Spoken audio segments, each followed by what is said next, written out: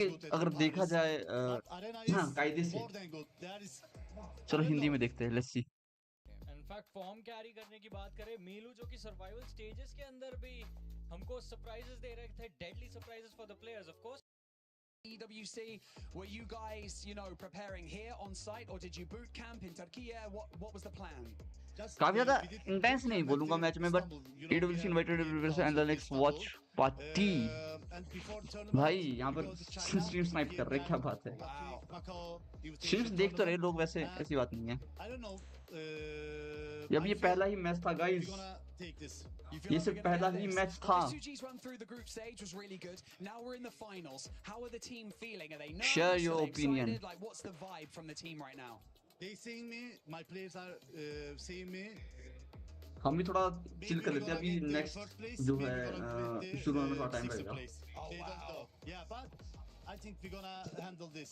It's a very strong group of finalists, isn't it? So if you get on a roll, like momentum is a big thing in this game. If you start playing well, you can. मैं तो chat पढ़ने के मजे ले रहा हूँ, to be honest. Do you think they can do this? Yeah, I believe them. I believe too. Badish, thank you so much for joining me in this interview. I really appreciate it. Enjoy the event, and we'll see you later. See you. Back to you guys. Day number one in serious business here now for PUBG at EWC 26. And what better way to start it off than I have two legends here from India to talk about trolling पे trolling चल रही है so guys. far, as well as what may be to come. So of course I have Admino and I have Aru here, as we have Godlike and of course Orangutan going to be representing Okay, both from of teams. India. So I guess I'll ask you, Admino, first. You guys must have watched the survival stage. What did you think about the teams and gameplay overall from the survival stage? It was kind of little passive, like the previous group were too much aggressive, or maybe they were one more chance, that's why they were aggressive, and this was a survival stage. But I think Tianba got the momentum, and the top 6 were expected, as we have decided already in the podium thing that we have a fun activity over there. Yeah. And I think Alula gave a little bit surprise, and I hope so they perform good in grand finals also. But I'm hoping for Tianba to carry forward the momentum that they have already got in survival stage. How about you, Aru? What did you make of the survival stage? We tried to grab as many things as we could from the playstyles and the lobby structure, to get a better understanding and to be able to predict better what the structure of the finals lobby would look like. And obviously we don't really fear anyone, but yeah, there are many respectable opponents that we need to respect in game as well, as much as we should, not more not less. So yeah, we are confident coming to the finals and looking at the survival stage. We know that when teams have like only one last chance, it's like they play more in pressure, and yeah, that's it. All right, so I wanted to actually ask a bit of a fun question, since we've got two fantastic teams here. I'll start with you, Aru. If you had to take a player from Admino's team and add them to your roster, who would you pick and why? Maybe Aspar, because he's really consistent. Okay. Same question to you, Admino. Who would you take from Aru's team and why? Aru insists because it's a good idea. What do you think about that? You think you're a good IGL? You think that's fair? I don't know, I just work. All right, so kind of final thoughts, kind of look at the finals as a whole here. I'll start with you, Admino. What's your expectations here for the final? Obviously, it's an amazing lineup of 16 teams, arguably one of the best lineups of all time here at PMWC. So how do you think your chances are here? Well, I wouldn't be saying anything. I'll just prove it by performing over it. Perfect. How about you, Aru? What are you thinking for the final? I'm just here to play and enjoy the 18 games because I love this game. I don't want to feel any pressure or, set unnecessary expectations from myself. If we are going to enjoy the game inside the game, then we are definitely going to perform well as well. Gentlemen, thank you very much for joining me, and best of luck today. Thank you, Kalaris, for that amazing interview there with Admino and none other. Anchor था तो उस दिन उसकी face की जो हाव भाव थे ना, वो उड़े हुए थे उस टाइम पे।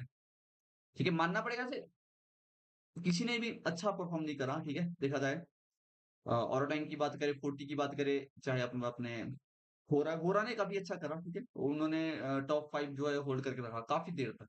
ठीक है, अपनी पोजीशन एज अ पॉइंट के उसमें, बट वो भी एलिमिनेट हो गए थे जल्दी। एंड ओजी ने काफी सर्वाइव करने की ट्राई करी वैसे देखा जाए। एंड गॉर्डल की बात करें, भाई गॉर्डल नहीं भाई, ये वो गेम प्ले नहीं है जो मैं एक्सपेक्ट कर रहा था।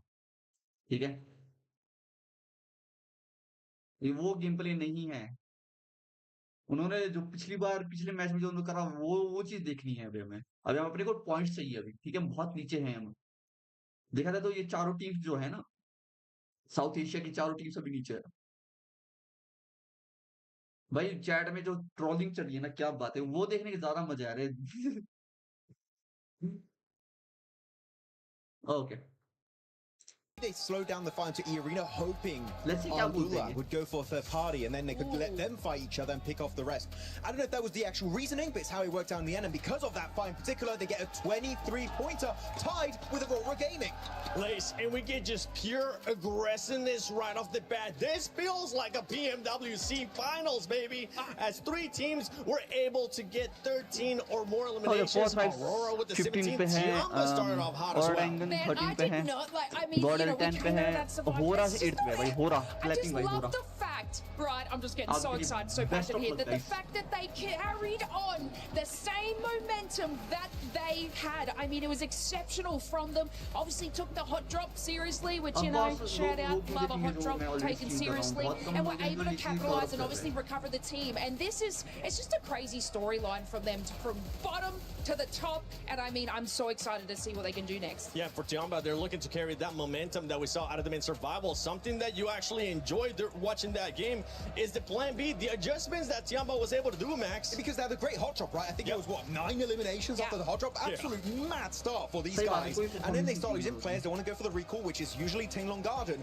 But then Hora, coming out of nowhere, looking to chase down the recall player, which usually is Eagle in Tinglong Garden. And Eagle instantly, instant response, seeing we don't want to go out to Hora. We're going to go for an eastern rotation, a bit out of their way. But by doing so, he gets the entire team back up, and they get 16 eliminations off the back of that. Eagle, definitely, maybe not in terms of elims, but the MVP of the game in terms of what he allowed his teammates to do this match. Allowing the team to be able to come back, allowing the team to just be able to just be there for support.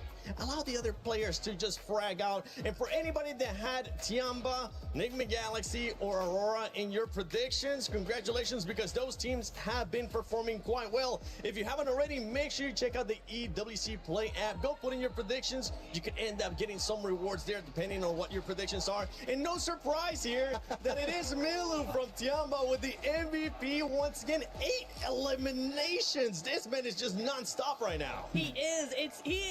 You can't stop this man. He's just gonna go from better to better to better performance. Here we go, the head-to-head. You're seeing here 16 eliminations versus 17 of Aurora. And if I'm not mistaken, Milu had at least 8 or 9 of those.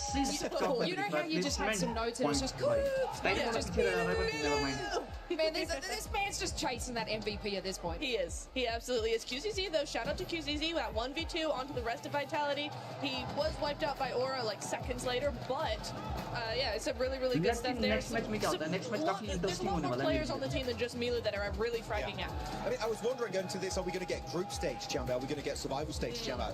Clearly, with its opening performance 7, it is survival stage Chamber in the finals. And we're hoping that that's going to be the case. If you're a Tiamba fan, you're going to be looking really happy. If you're a Fourth Rise fan, Fourth Rise, so it's looking for a comeback here. Same with OG, but let's see what's going to be happening here on the second game of PUBG at EWC 26 Finals. Thank you, Seven. Great breakdown there, recap of what we saw on our screens live in Game 1 of Rondo. Starting to get a little bit louder in here, but Paris, I want to know, how loud can you get? Let's get some noise going! It's a good crowd. It's a real good crowd here we got here in Paris. Supporting all their teams. I mean, the Enigma Galaxy crowd, they've been loud. We'll see if they can get louder. As Enigma Galaxy are doing fairly well here so far. It's really nice to see. I think, again, mad props to Coops. First of all, mad props to actually being here. The guy's dodged so many events at this point. Finally gets to play some matches. But yeah, the rest of the team's also looking fantastic. Ralph looking a little bit more reserved, I would say, in the gameplay, which is good to see. Holding those angles. I actually liked where he set himself up. It became a real nuisance. The big thing was, didn't immediately go down either. And I think a lot of times that's all he needs to do, because he knows the layout of the land. He knows where he needs to be playing. It's just sometimes he'll play those spots and then humble. And that's bang. So he's just letting the rest of his team work those angles whilst he plays that off angle in a really strong and quite frustrating spot to deal with. But we're heading over to our angle now, so probably a little less action involved, a little bit more calm, chilled out as we head in towards the first portion of the day. Fury at last game did come down to Igor once again. Yeah. And honestly, mate, you know, normally I think you'd favour him in kind of positions like that, where if he had to step up as a solo, it's just how late in the game it was and how strong everyone else he was up against was looking, right? Uncomfortable position to be left in, but hey, they still squeeze some extra points out of it. So it's better than it could have been. For some of our other talented squads, they're far down the standings, but like you touched on, Rondo is Rondo, and now we get something a little bit more normal. Opening playing path established here, all the way down the middle. Down on that eastern side, Yaz. Opening here for teams to move into. Gakra a little bit harder to get towards on that western side.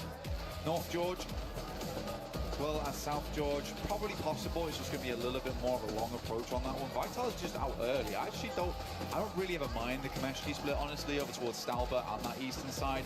You have a lot of position to loot. Most of the time you are not having a second team come over here, so it's just a really good position to get set up in the early game.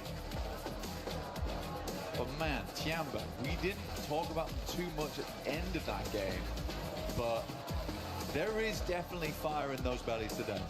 Because to make that push, to make that decision, to just be like, let's have a straight fight on the central compound when we're playing Edge, I don't know what's gotten into them, but I love it. It is so good. So many elims already, and they just go, I like the look of that position, let's take it off. I'll be having that. Fairly watery circle, mate. Starting off one of these. This has been a consistent trend, at least throughout Survival. We had quite a few very similar to this on our start. Obviously a little bit worse for Vitality with a late rotate all the way down from Stalber with their instant drop from the plane. Yeah. It's going to be a little bit more difficult. A lot of the rotational tools will probably be removed as well, so it is going to be a long rotate with Vitality. You are correct. That might end up, or probably will end up, creating a little bit more of a passive game for them, a slower game for them. 4 Thrives though, loving life. You know, they get down towards Ferry Pier, the yellow's on the eastern side, there's no one around here, it's chilled out, it's peaceful. You get yourself set up nice and early on one of the prior compounds as we head into Zone 2. I think the scary thing about this one is it does eke in a little bit of Sosnovka, and there isn't a 0% possibility that this doesn't go down towards Sosnovka in the future. It still can. It could even center up around Bridge. Satan on our screens. You know what, the last game, first time I've seen Satan smile this tournament, by the way. Even when they win, he usually looks like something's gone wrong. He enjoyed that one. He did like that one. That was a nice win for him. Yeah, they were chuffed to bits. And to be fair, it was great. You know, nice head-to-head. 2 very talented squads. Lots of contrast of play styles, but Enigma Galaxy proving that it was on the money today in that first game. So low on utility, but made every bit count. Can they keep it going, though? You start well on Rondo. How does it look then moving in here to Arangao? Another chicken dinner, big placements. What are we looking at from them? That'll be a nice, I suppose, sort of litmus test of what the quality of this team's going to be looking like throughout the next 2 days here. Ida. These guys kind of crumbled. They made the similar approach to Tiamba actually last game, but I think what Tiamba did very differently was they isolated the Vitality compound away from Aurora, whereas Ida kind of came from that north side and just sandwiched themselves. I thought that was a very strange play for Ida to make. I think most of the time most teams would understand that probably don't want to place yourself between those 2 squads or those 2 buildings. They're very popular in that location on Rondo. But I don't think Ida had done badly before. They had some really cool clutch moments, some super awesome 1v3s right at the end of the games. Like, they have what it takes to be a champion, but not like that. Or stop making silly mistakes.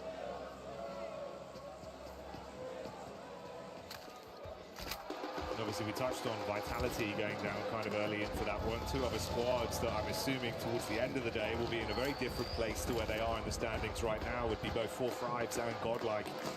2 teams that have got so much firepower, even just individuals as well. Yeah. Fanak hit some of that old 4 back out immediately, mate. You won't only see it, you'll hear it from the crowd. I mean, he looked happy when I saw him this morning. Ready to go. He's got a little shy smile on him as well. Quite like it. It's cheeky. It is cheeky. But even when I was talking to him yesterday, he seemed like he was ready and raring to go. The rest of the team all looked happy. IQ is in high spirits, which is very, very good news for the team. Be able to give that advice and those crucial bits of information, where the team wants to go, how they want to play it out. You need all of your team to be happy. Though I am kind of worried about Godlike and Orangutan. Okay. Not because of gameplay we've seen so far, just because this is a finals at EWC. I think for them, it would be unwise not to say they're under pressure.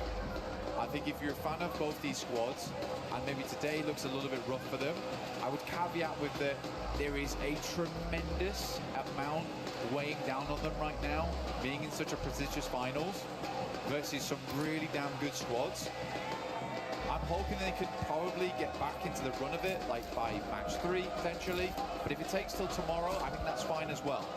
OG are already still showing off that they have the rotations capability to make it happen. They got far into that late game. Not a lot of eliminations, that's fine.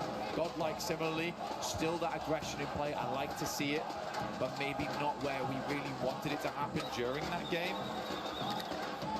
I think it's also for teams like that, Blank. For our other squads that were forced to play survival stage, you've had to consistently keep grinding and keep that form on the go. Yeah, exactly. You come out from your group in those top team spots, you get a few days off, but that does cool you down a little bit. And the thing that's changed is what's going on behind us. The energy in the arena, the noise, the hype. They're getting excited because 4 Thrives have made the play. That's IQ with an opening takedown. But that's the difference as well. You come back into this area, Blank. Sure, with the noise-cancelling headphones, they might not be hearing it, but I tell you what, they can feel it. The vibration.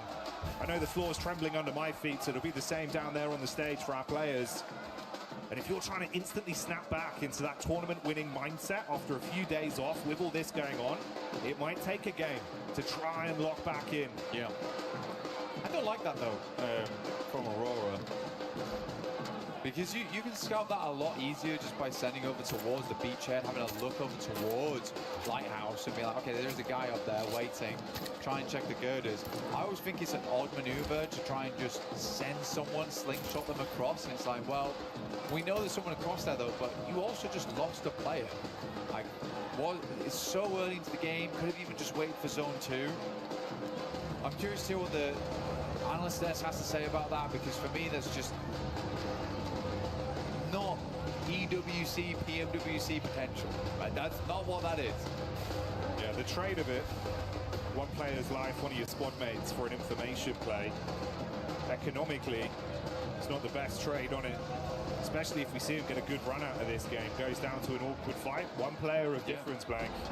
Hell, I mean, even this circle right now, where it's down towards the eastern side, 4 Thrives knows that.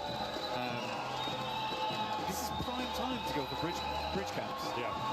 Like, if this circle is further over towards the northwest, maybe you don't go for that type of thing. But I think this one, if you're Aurora, it shouldn't be a case of, oh, let's check if there's someone there. You should just know. Devil's in the details.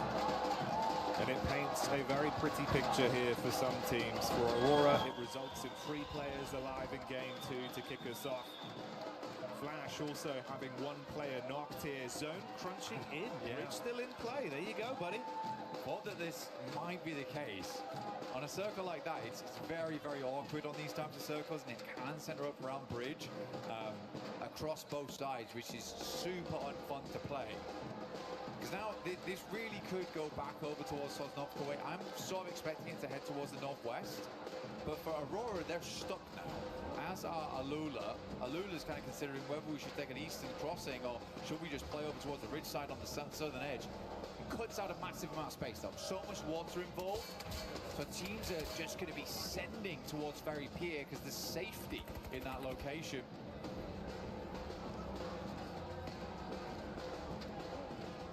Vitality did thunderfoot their way down from Stolber quite quickly, so you can see there amongst the rest of the pack, everyone else attempting to forge a path into the zone, knowing that play space will be very limited with a decent chunk of it cut out by the water, and that bridge dividing either team from each other. The only 2 squads on the island right now are Alula and Aurora. We've got E-Arena on screen now. This is the POV of Joker. Tiamba, though, taking the scrap towards OG. Wizgod being hit very heavy. Trying to stay behind the trees, bro. Luckily still alive. Yeah, great zigzag. Able to stay out of dodge there for a second. I mean, he's very close to going down. AKOP actually challenging this. But man, A-King has been making a name for the DBS, right? You know, there's a lot of nerfs that came through. S12K became the more popularized weapon. Despite that, though, A-King has been consistently winning these trades with it. He's bringing it back in fashion. Seems like the horror fans enjoying this one so far, getting quite loud there. You see the banner flying. Aru, oh, going back in. Let's see what he can do in a DBS. Wants to prove he's the DB best up close and personal. Onto Schweppes with the opener. Not ideal for his teammates though, as Joker strikes with a shotgun and Tani K outside twists the knife. Another one falls. An orangutan, it all goes down to just Aru. Trapped behind the bike sheds and laid out by E-Arena. E-Arena able to remove them. Stepped up to the plate, but not worthy to sit around here with E-Arena, unfortunately. Some good shots at the start there, but started to crumble slightly. Tony K came in like a demon, though, from the sidelines. I think Wizgod was not expecting him to be so up close and personal. Aura played back here. They're over towards the pier itself. Four Thrives mirroring them over towards the eastern side. We are close towards our next circle now. Enigma Galaxy making me laugh at the moment, man. They're like, this circle looks horrendous. We're going to play in our drop spot for the rest of the game. We're going to get very looted before we even think about moving. And we're still on Sosnovka with this one. Four Thrives looking good. Down towards the southern edge here. Vitality trying to confirm over towards that compound that sits towards the field. I don't think that's a bad idea here. It gives you a lot of control of the Longwoods that sits around this area.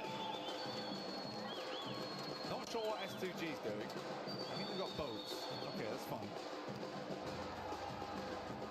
Yeah, it seems like at least one boat in play there.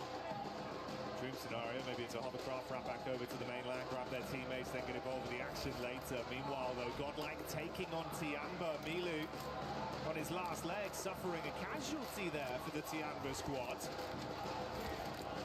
a decent start, but Godlike have received one knock onto their roster. This is the establisher. You can see the fight here from the top down. QZZ with a nade into the ditch. Manya very low, but backpedals into safety with cover to play with. Right, first nade goes long here. X-Power holding down the fortress, keeping that drawbridge pulled up. Takes a fair bit of damage here, but he's refusing to move. Manya will reinforce the front gates. Actually, he goes for a swing by, try and get some information on that. So Eagle's going to move round, understanding the position has been compromised.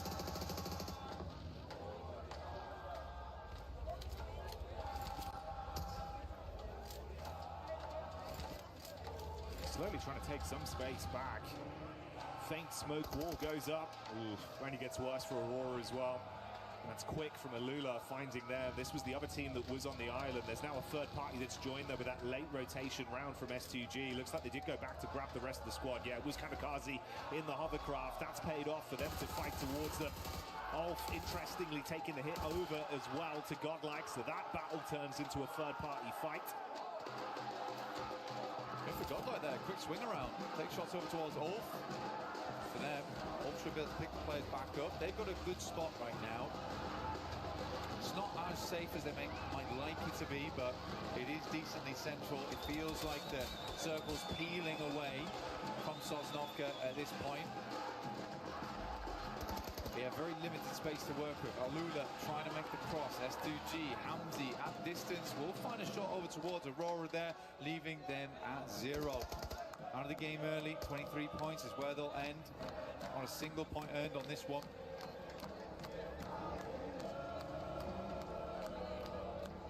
So a great start on Rondo, but a bit of taste left in their mouths off the back of the Erangel performance. These guys have been playing the same game. I think it's the first time they've been inside the circle since the beginning. How does their entry work, actually? How are we still on the bridge? Yeah, this is kind of unreal. At some point, I thought we'd move. Yeah, we're still here. I mean, Sosnovka's still in as well. I cannot believe this. Luna also took another casualty from STG on the backside, so they've called it quits and actually rushed over the bridge now into the mainland. Yeah. But that's only a trio blank. Damage onto Yasser as well. Well, Enigma Galaxy might try and trade up. They're just in. They're just in. They're absolutely playing a different game at the moment. I mean, I'm glad finally there's some shots that go towards them now. It's just such a wild play from Enigma Galaxy. Coop's taking a hell of a lot of damage. Slowly careen it back in towards his team and lock it down. They have lost one off the back of that. Vehicles are smoking, flaming. Flashes dash with gone out. I mean, that's 3 eliminations potential there for them, but they're worried about these sightlines at the side. Furia. Ooh. Go on. Give it some welly.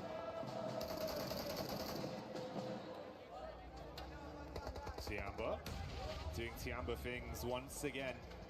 Tony K low on HP on the top floor, upside in the attic.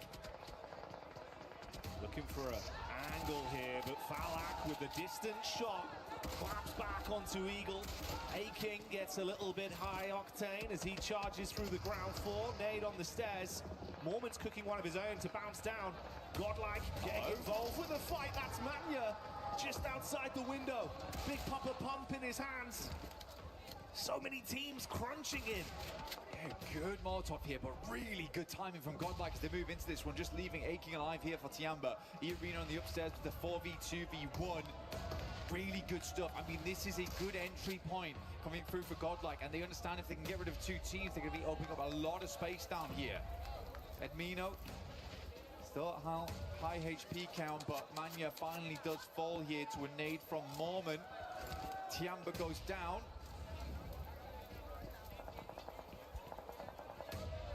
Smoke on the stairs. Mormon's going to clear it. Oh, straight in with the clothesline. Whoa! The turnaround. Mormon saying, "Feed me more." Has Godlike charge into him. Quick decision, but not fast enough on the mantle. And Sume will save it. But at what cost? The only player left alive for the squad. I mean, Godlike need more men now. They're only down to 1. What a play from Mormon. The speed, the velocity. Straight in. Vitality. They're up into it. These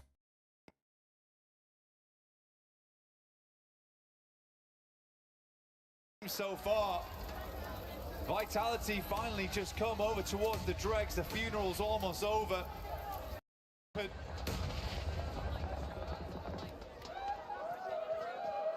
Vitality a victim from the top floor. Or will they just be signing their death warrants on entry? Axel being shot in the back.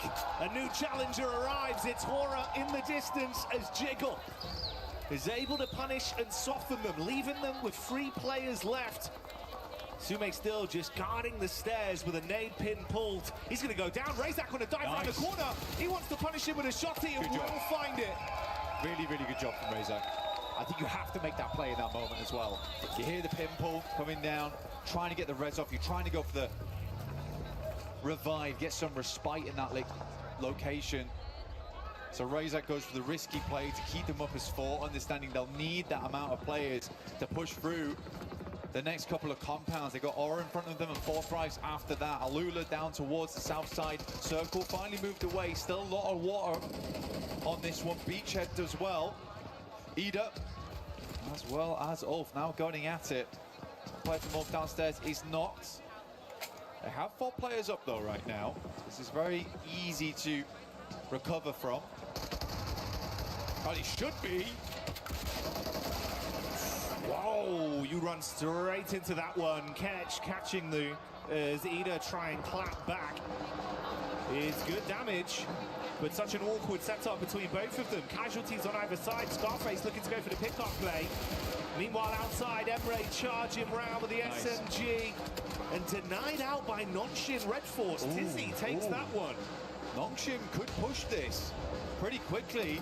Ulf is not looking too good right now. Neither is Vitality. Flipping into action. They lose a vehicle. Razy and Razak try and get the buggy through the window, but end up dismantling through normally. That was a speedy rotate. I like that. You know, cut your losses. Moving through Aura as well as fourth rise is going to be hard, and eventually you get third party by one of them. You hear the engagement happening on the north, you send it. Now Wolf is in a very tricky spot. Cut between two strong teams in Nongshim as well as Vitality. Quick decisions and shades of the Vitality that we were so impressed by prior. Once again, back on our screens, it's only the one elim they've been able to garner so far. But they are licking their lips at the prospect of so much more.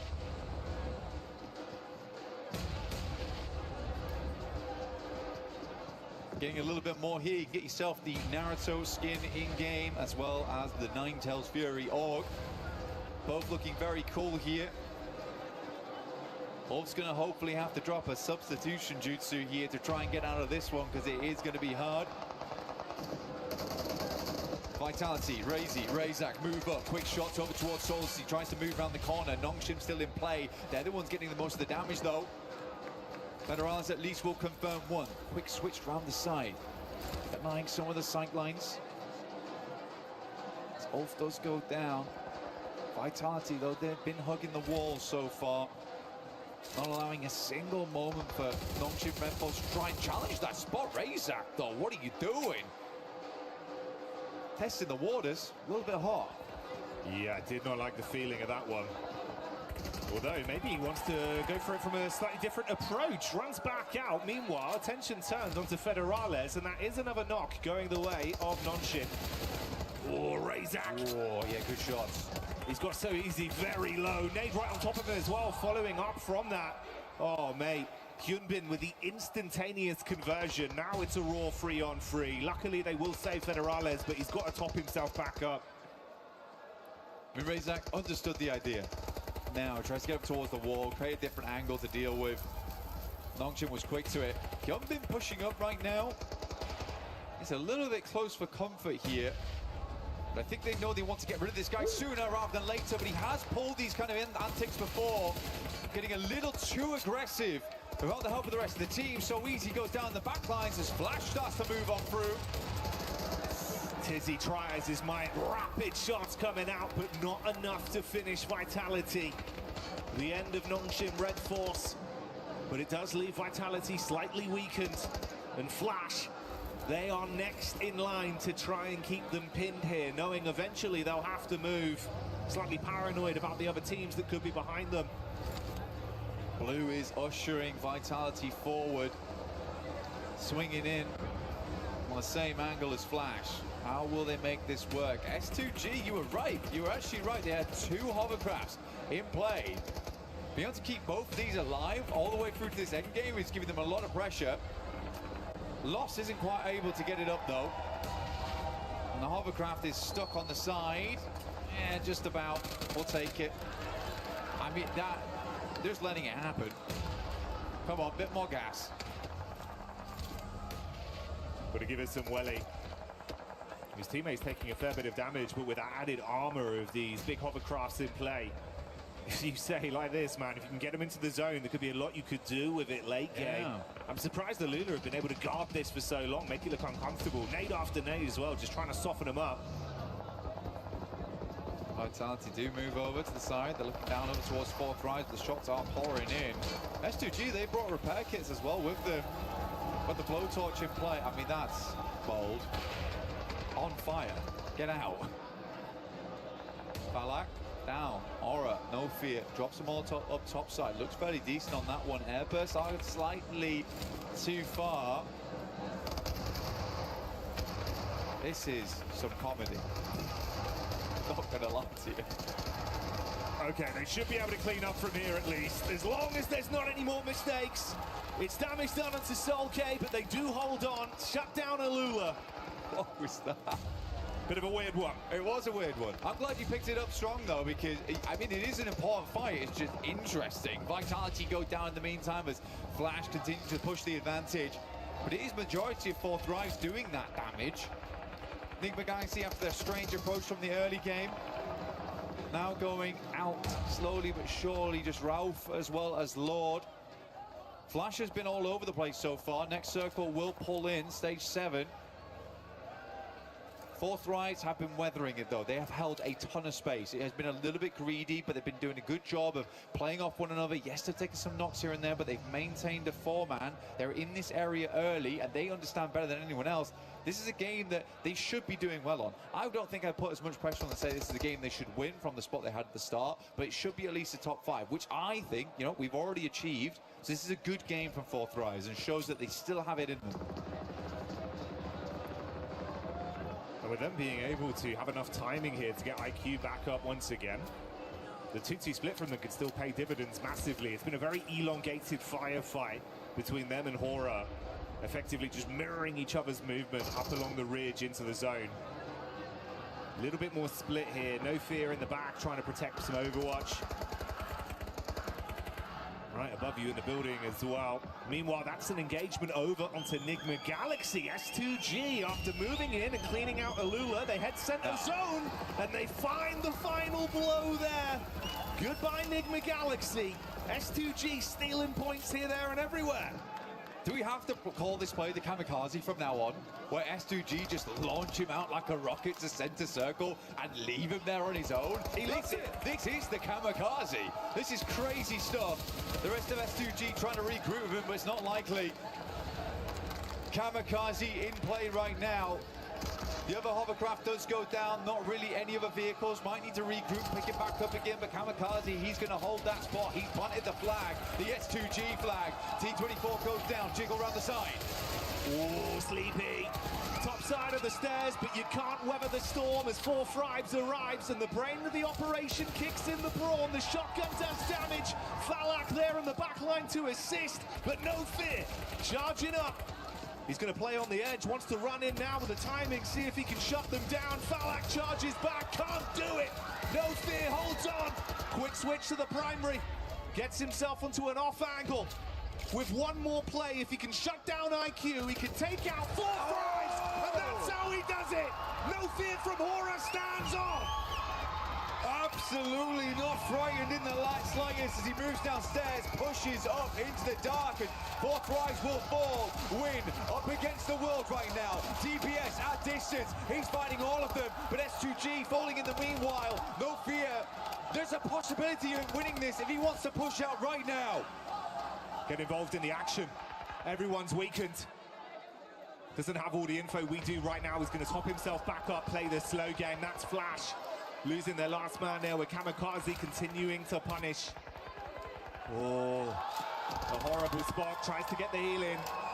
Kamikaze's got a single nade in the back pocket if he chooses to dash it. They've got clear vision now. Peppering the bullets. This is it.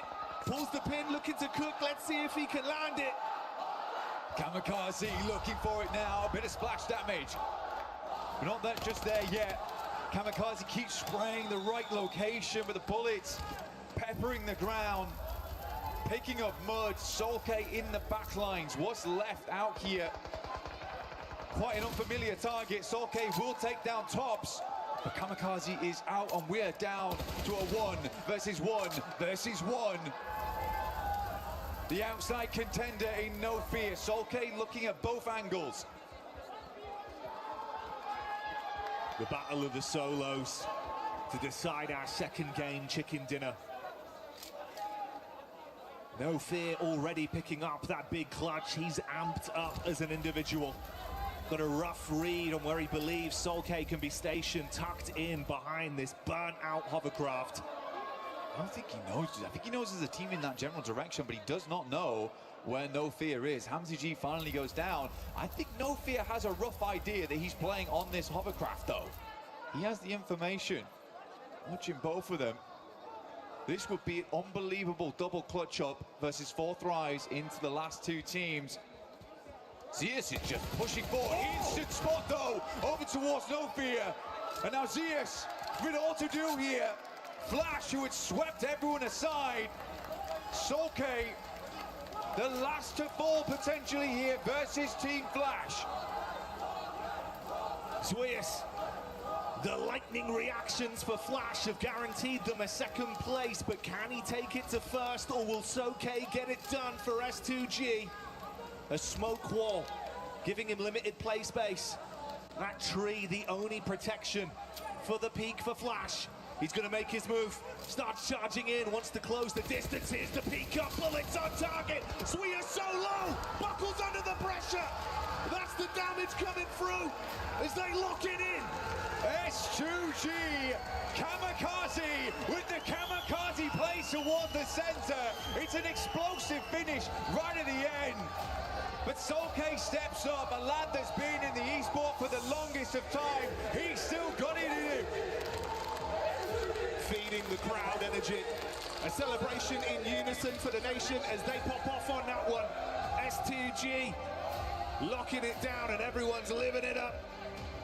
And it's all in the name because it is all gonna be okay at the end of the game for S2G. They had a lot of confidence coming into this one. They look good on the stage. They look good in the game. Is this the S2G comeback that we were looking for? Aggression, confidence, some brilliant gun skill. Showing us a lot of the moves we needed to see on that one. A smart rotation from start to finish as well, playing by their own rules, Blank. I think the thing for me is just, man, 2 matches so far, they have been both electric. I mean, this shot from Zeus. Oh, the quick reactions, dude. That sent me. His eyes must be going 2 different directions, man. He'd be seeing everything. He was so locked in for an S2G fight. I don't even know how he clocked him, but instantly. He said it, lightning flash reactions. That's what it is. I mean, it's so good from this team so far. I mean, they were involved in everything. Yeah. I think Horror, honestly for them, yeah, it's a tough fight versus Forthright, but you got to be happy with the way that No Fear clutched up there. That is an incredible finish of those guys. Yes, Horror had a good spot on the sideline, but it's so many teams constantly pouring in, cycling out time and time again. I don't think that was an easy game whatsoever. And you can feel it looks a little bit different with this lobby compared to what we had in isolation in groups, right? Yeah. Everyone's so much more quick to the punch, a lot more early contact. And it feels like sometimes we were seeing maybe a bit too much respect for the big dogs. Now everyone's playing on the same level. Feels like we're all on an equal footing here. And they're giving it their best. It really has changed the dynamic. But let's get down and hear from Kalaris himself on the stage about what they have to say. Thank you very much, Jackie. Yes, you can cut the tension with a knife here at the moment for our first 2 games. And I'm here with our winners from game 1, of course, Ralph from Nigma Galaxy to talk to about them. Some of the games that have happened so far. So let's talk about that first game in that late game against Aurora there. What was your anticipation as a team? Did you think Aurora had maybe moved a little bit earlier? Or talk to me about the late game and what you guys were experiencing. I mean, we didn't really know. We didn't have much info. But we just played it slow. We took our fights that we need to take, and we just secured the win at the end. I mean, it looks good at the end, right? Of course, getting that many points off of a Rondo, not a bad start at all for a grand final like this. That second game, a bit harder, I think. Yeah, second game was a bit harder. I mean, we have a team hot dropping us, but they're scared to fight. I don't know their camping. So we'll see next games what they do.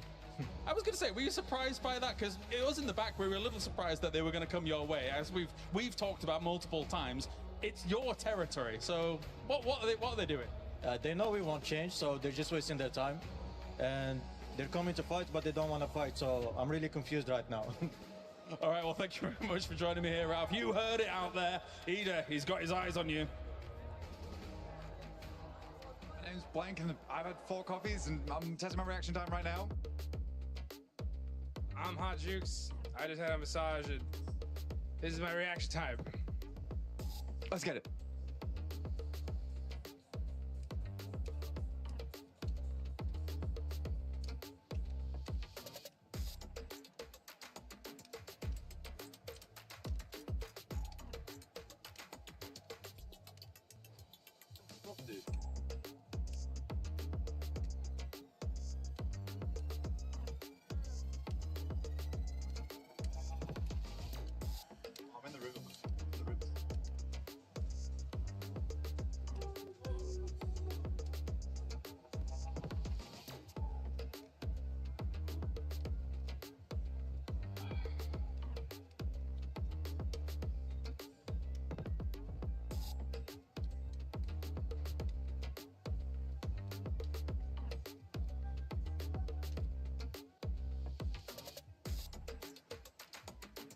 Yes, my reaction score is pretty damn good. I actually don't think it has something to do with anything else or anything like that. But what about you, Jukes? I don't care. Cut.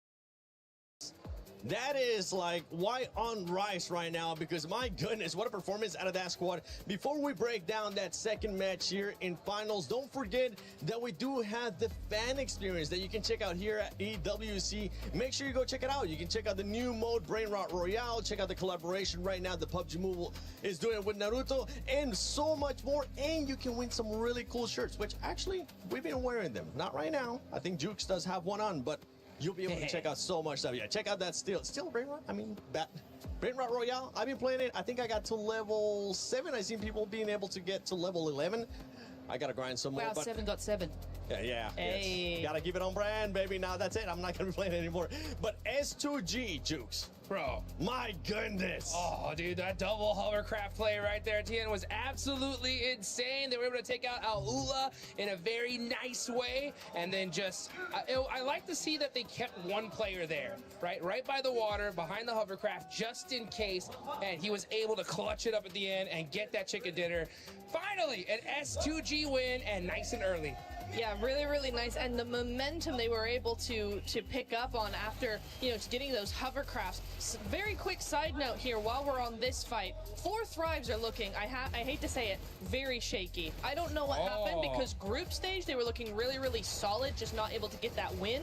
Here the splits are kind of off. They're pushing one by one. They're not really communicating, it feels like. So the last 2 games I've not been super impressed with them, but hopefully that changes in the next game. And for 4 Thrives, I felt like it took him way too long, Niptura, to engage the fight there with Hora, just coexisting for too long, and No Fear came in clutch with that 1 versus 2. He really did, and he continued to come in clutch for a lot of the game. Actually, he was a big part of the team this game.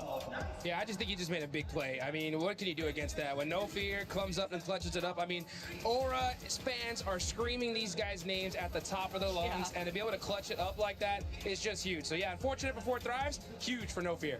Another team that has been performing quite well today when we talk about eliminations has been none other than Nongshim Lace. This was the biggest feedback that we gave this squad during groups and also survival, and they're finally starting to put up those eliminations. As you can see, Nongshim Red Force right now with 9. Yeah, absolutely, 7. I mean, they're finding important fights on their rotation to solidify that position, especially on that northern side. They were able to sort of catch Furia off guard, and now I do want to kind of segue into Furia and to why I need to highlight this. But one of our most aggressive playstyle teams is prioritizing the rotate on Rondo. We actually saw them grab utility, move into zone, and Max actually made a good point about this when NGX was sort of on the, I think it was the eastern side next to E Arena. Furia should have just pushed them into it, caused that fight. They would have had control over that whole entire side because they just sort of stopped the revive from Ulf. Then again, on this map, they found themselves in the position, and Nongshim, from the northern side, just obliterated their defense. This is just unusual for Furia. They are the power play team. They're the ones that get in a goddamn vehicle and shooting out the window and making that position them. It's just unusual. They're right. They are supposed to be that aggressive team, and they're currently not showcasing that in the opposite, like you just mentioned, and I was mentioning too. Nonchim is putting up those eliminations, but something happened at the end of that last game. With the hovercrafts and S2G, that was a little bit sketchy, Net. It was a little bit. It was a bit touch and go here, but the momentum they've been able to build with these hovercrafts, they had 2 or 3, and they just went, let's go for it. And it's this replay that I want to talk about here, because look how they're going to play this. It's like my driving. First of all, yeah. Secondly, look how they take that first hovercraft and they deny the sightlines of Aula, right? They separate them one by one. They can no longer play as a duo. They try and get as many of those sightlines abolished as possible with those hovercrafts. And to be honest, S2G with those hovercrafts have been actually insane. It feels like because they take more damage to explode, and they have it's just a tank, and so they are able to just run with it. They were making crazy rotations from the very beginning of the game. They had those positions on the rocks in the middle of the water, which are normally inaccessible, but having 2 hovercrafts, I wonder if other teams are going to start picking up on that, because that was an insane game from S2G. I mean, we've seen it happen in the past too, and you just sounded like Max there for a second. I was going to have to double check to make sure it was Michael Natura Jackson or if it was Maxman, but we're looking at the overall ranking here. Enigma Galaxy is currently in first place with those 26 points. Aurora, top. What happened at the top of that bridge? That man ended up falling down, and he actually ended up hurting Aurora with the rotation that they were looking to do into the main island. Yeah, it's so unfortunate there. I mean, that's what it's all about. You know, you're trying to be able to get into that end game and make those plays, and if you're Aurora, you know, 24 points on the board, you can't shake your head at, you know, and S2G being able to get that win, push themselves up to 3rd place. You know, I like what we were talking about there about Nongshim a little bit earlier, right? Hey, just look at the elements. Yeah, I mean, look at that. 18 eliminations, and they would have gotten even more if it wasn't for those clutch plays from Vitality right there. Yeah. Because we saw absolute Hyunbin in action, making some serious plays. But hey, again, super clutch moments here. We have to talk about some of these other teams that are currently on the second page. I know it is the first day of PMWC at EWC 26 finals.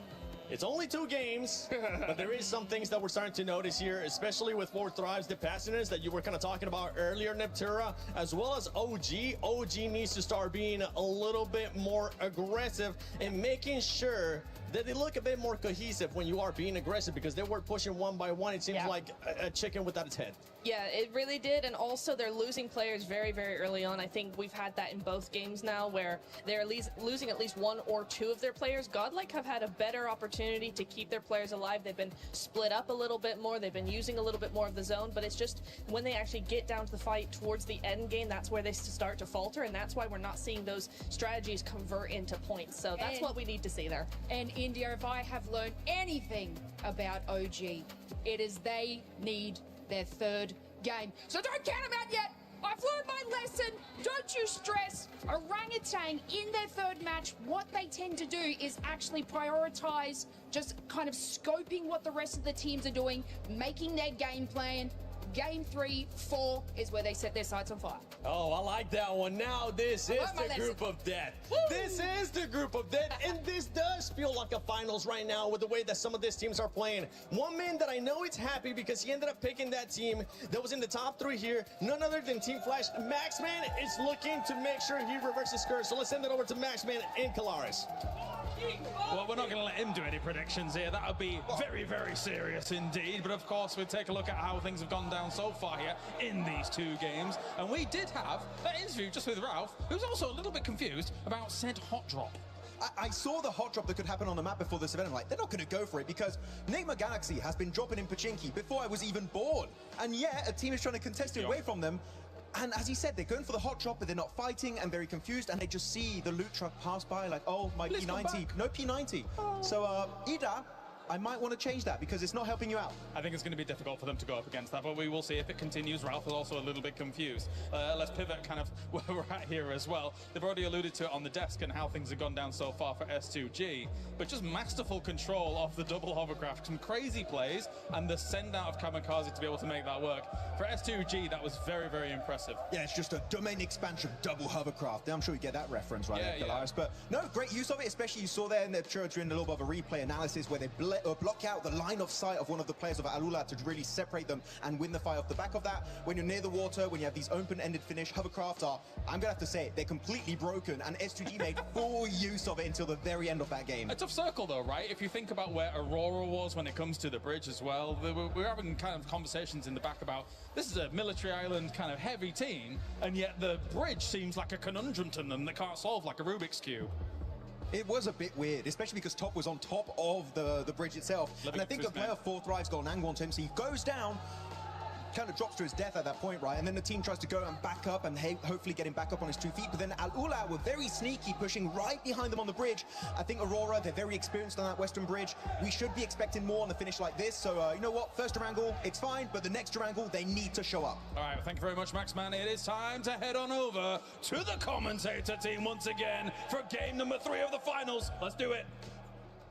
There we go, we'll pick up that throw. Thank you very much, James. There's a good arc on that one. Swift, great elbow on you. You can tell he used to be a drummer, but we'll be beating the drums of absolute anticipation and excitement here, Blank, as our 3rd game of the day is about to get underway. Yeah, national guns as well as we get into this game, because it is going to be a lot to talk about going so far.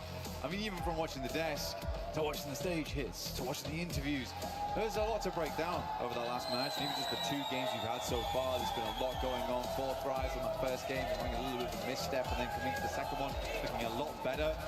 But so many good scenes. I'm very confident to say this is about as competitive as it gets in PUBG Mobile right now. I think we have the right teams here with us. We go into our 3rd match of the day as we get towards our halfway point.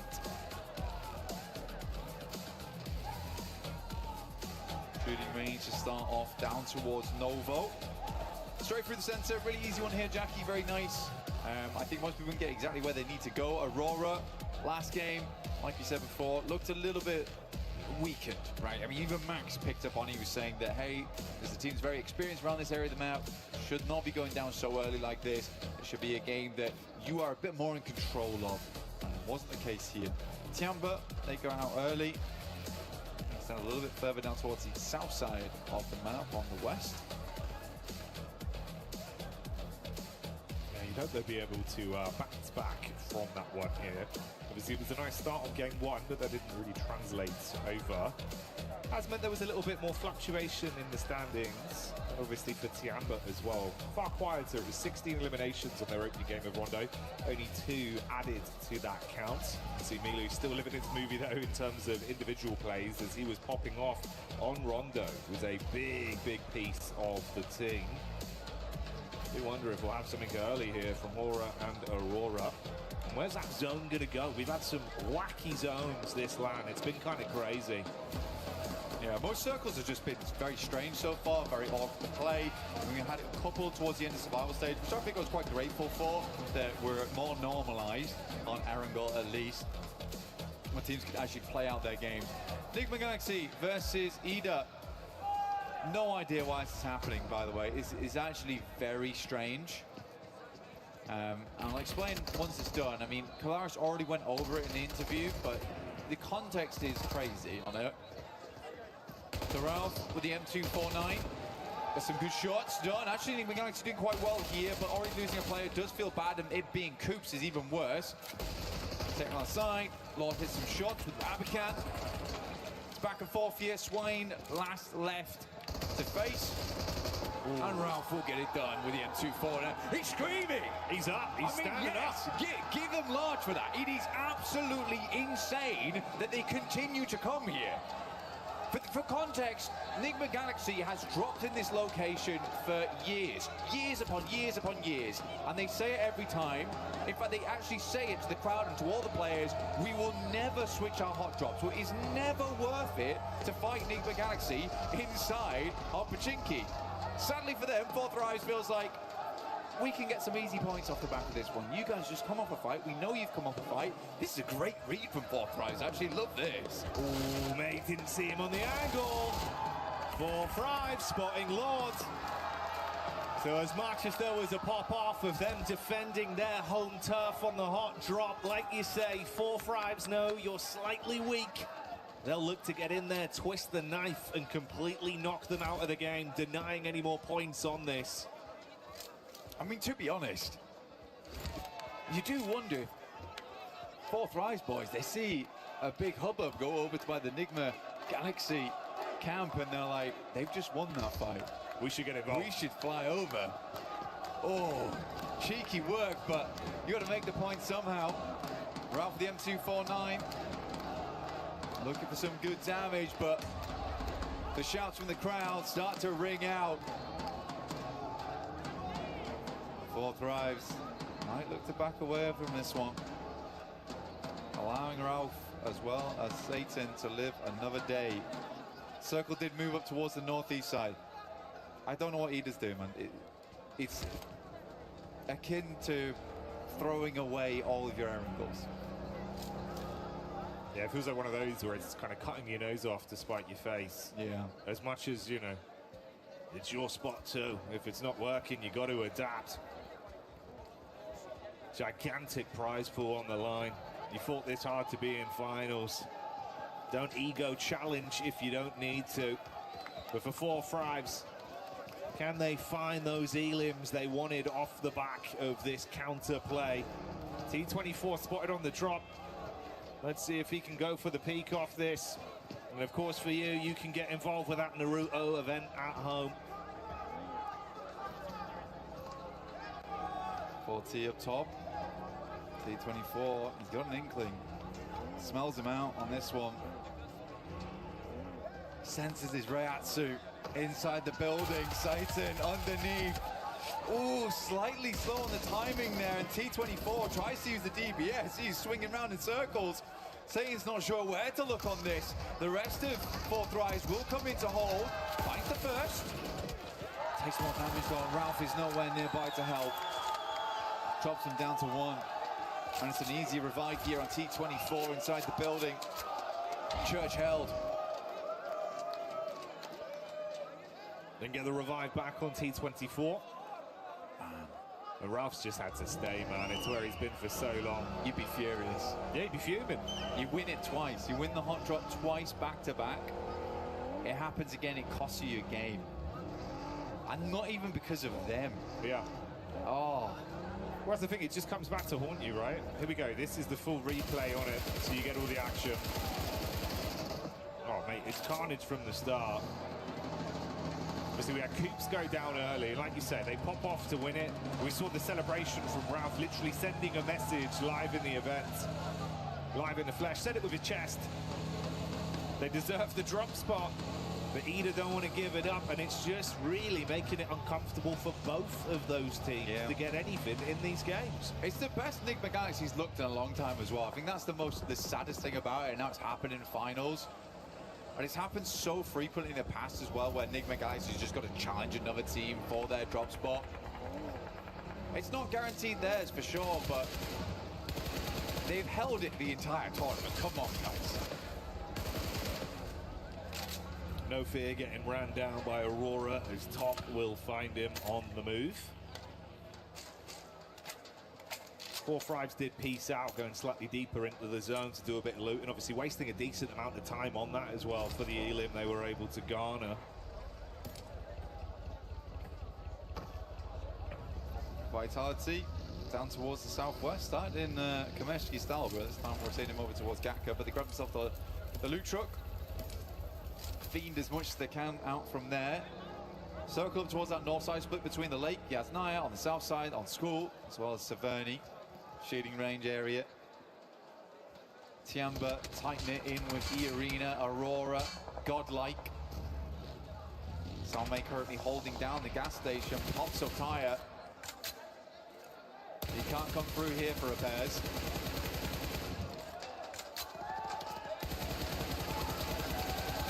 He's got more bullets though. Yeah, only 18 left. One in the clip, 17 in a hole. Let's see if he can turn some bodies cold on this pusher. Top gonna drop down back behind the car. So Aurora taking a fair bit of damage. More reserve taps now.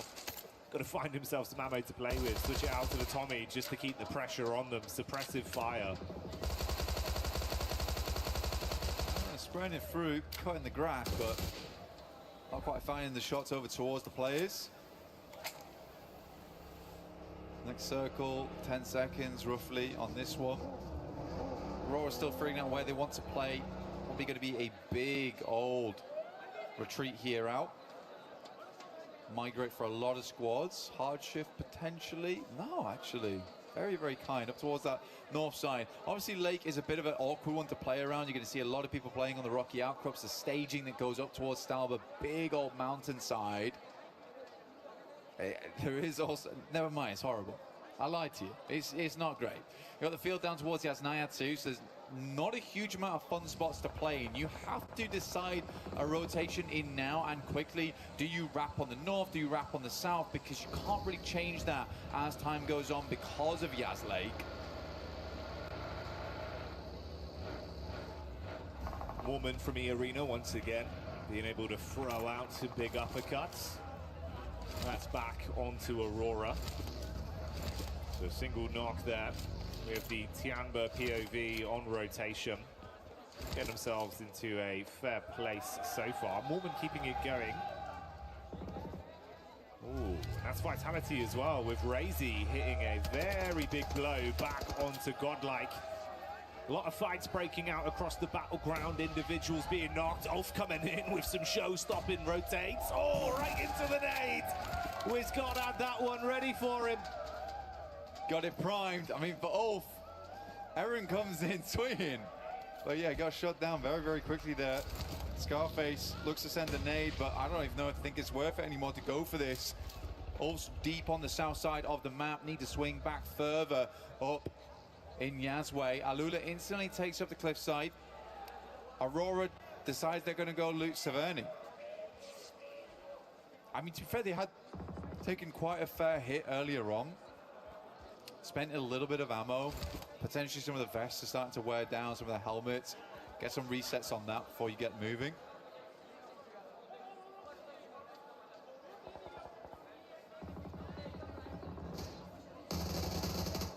Tiamba tackling against the Vitality Killer Bees once more.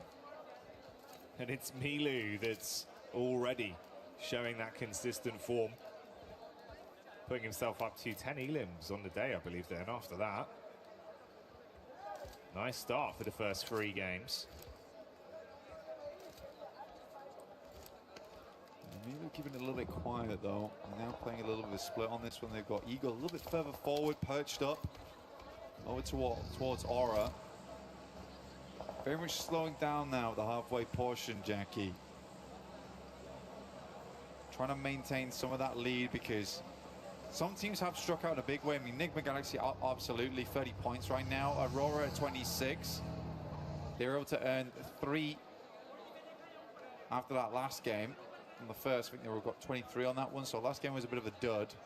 Hope they can find more of this one. Centers up over towards Tiamba as well as Aura. So those 2 compounds there are going to be a really big deal. Aura actually has the high ground on this one, the plateau that surrounds them. Very nice to be able to take shots out towards teams as they push on in. Sadly, Alula's much more high ground spot gets pulled off. So you're going to have to move over towards that western side. Yasser pulled away. I like this move from 4 Thrives though, Jackie. This is good. 4 Thrives still looking pretty nice in some of the encounters we've seen individually. Another roster we know that can be very explosive. Let's see if they can bring the boom on this one straight up towards the setup from Alula. Quick on top. Got a pump action in the back pocket ready for it if they can close the gap. Bit of overwatch from R3B on the top side with Claws relatively close to assist. Fast reactions onto the position of Falag, but the shot's not connecting. Falag taking a little bit of damage here, down to half. Claws as a nade though, it's not the craziest of sends on this one. Good bounce on it, actually. That would have been on target if he hadn't moved. I mean, Falag just takes the time. Here's the arc on that one. So he doesn't want to have any part of it. Tough circle though, man. Very, very tough circle. The majority of the center is taken up by that water. I actually do really like S2G's position. They're playing over towards those compounds that sit just a little bit east over towards the lake itself. Oh, sorry, the cliff face. You got flash down towards those compounds, but S2G currently playing on that rocky outcrop on the northern side, just holding our teams on the south here.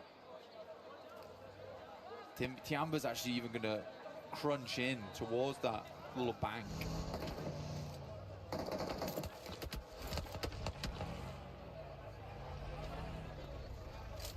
Fine margins between this going wrong for either of these two teams in 4-5s and Alula. So not wanting to risk it too much. Meanwhile, OG crossing past the crosshairs of Nongshim Red Force with Zizzy taking the peak over the top. Got the heavy weaponry ready to rock them if they stay close by. And luckily they have at least been able to create some space between the two. Double back over to the bridge where Rolf is stationed. Yeah, they know OG's in the area as well. See, Aaron struggled versus them earlier on his flying maneuver into the gas station. Tried to go for the movie entrance, but we went straight to credits instead. Yeah, Ulf hoping to hold them on the bridge side. Next circle, though, I'm feeling the pizza slice here over towards the west. I mean, Aurora currently have a really strong position on it, and we do head over there, in fact. But it's like a case of Aurora holding the central spot. They have a lot of 360 vision, but it's very open, Jackie. This is a very, very open area, a little bit unfun. There's quite a few radio towers and the square concretes that sit underneath them that end up being like where you play. You literally just lie down next to them, try and set up vehicles. You can see Vitality already sending over. But this is quite a nice spot for Aurora. It's a tiny bit of hard cover, a little bit of a crescent lit behind them as well. Well, that's the last man for Enigma Galaxy, and Ralph trying to stay alive for as long as he can, but finally falls to S2G. S2G possibly being collapsed upon as well by 4-5s. They fall next. Yeah, good fight. Very good fight from 4-5s.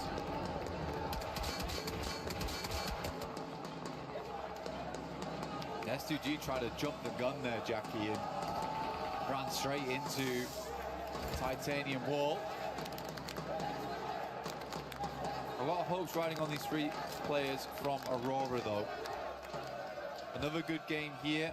Sits them a little bit further ahead. Make up for that previous match there on Arundel. Not the greatest of pushes across the bridge to begin.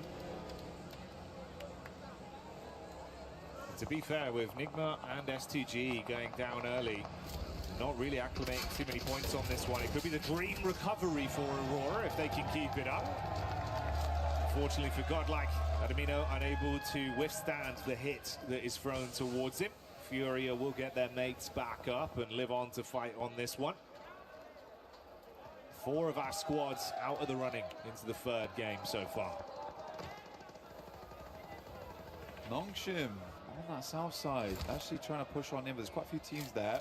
Nongshim's just gonna barge over towards OG. Atanki's already down. Another nade towards the backside here. Good damage from Hyunbin, as always. Looking very, very strong. Hits the deck. Good dodge on that. Second nade's a bit stronger, though. Aru now needs to get back into action. The rest of Nongshim Red Force lagging behind as Flash still continues to create a little bit of a nuisance for them in tops. Back and forth blows, but Orangutan still being able to withstand. Uncomfortable for Nongshim, actually, man. Yeah, that's a nice flick back up towards the Wizard Tower, and it keeps him pinned in position, so he can't provide too much overwatch. Bad spot now. I mean, no position to help the rest of his team. It's a cool side swipe coming through from tops as well. Caused so many problems on the back line there for Nongshim Red Force. Just weren't quite quick enough. He's going to have an even deeper look into this one. He wants to get up close and personal, investigate. Potentially some more eliminations here left at the crime scene.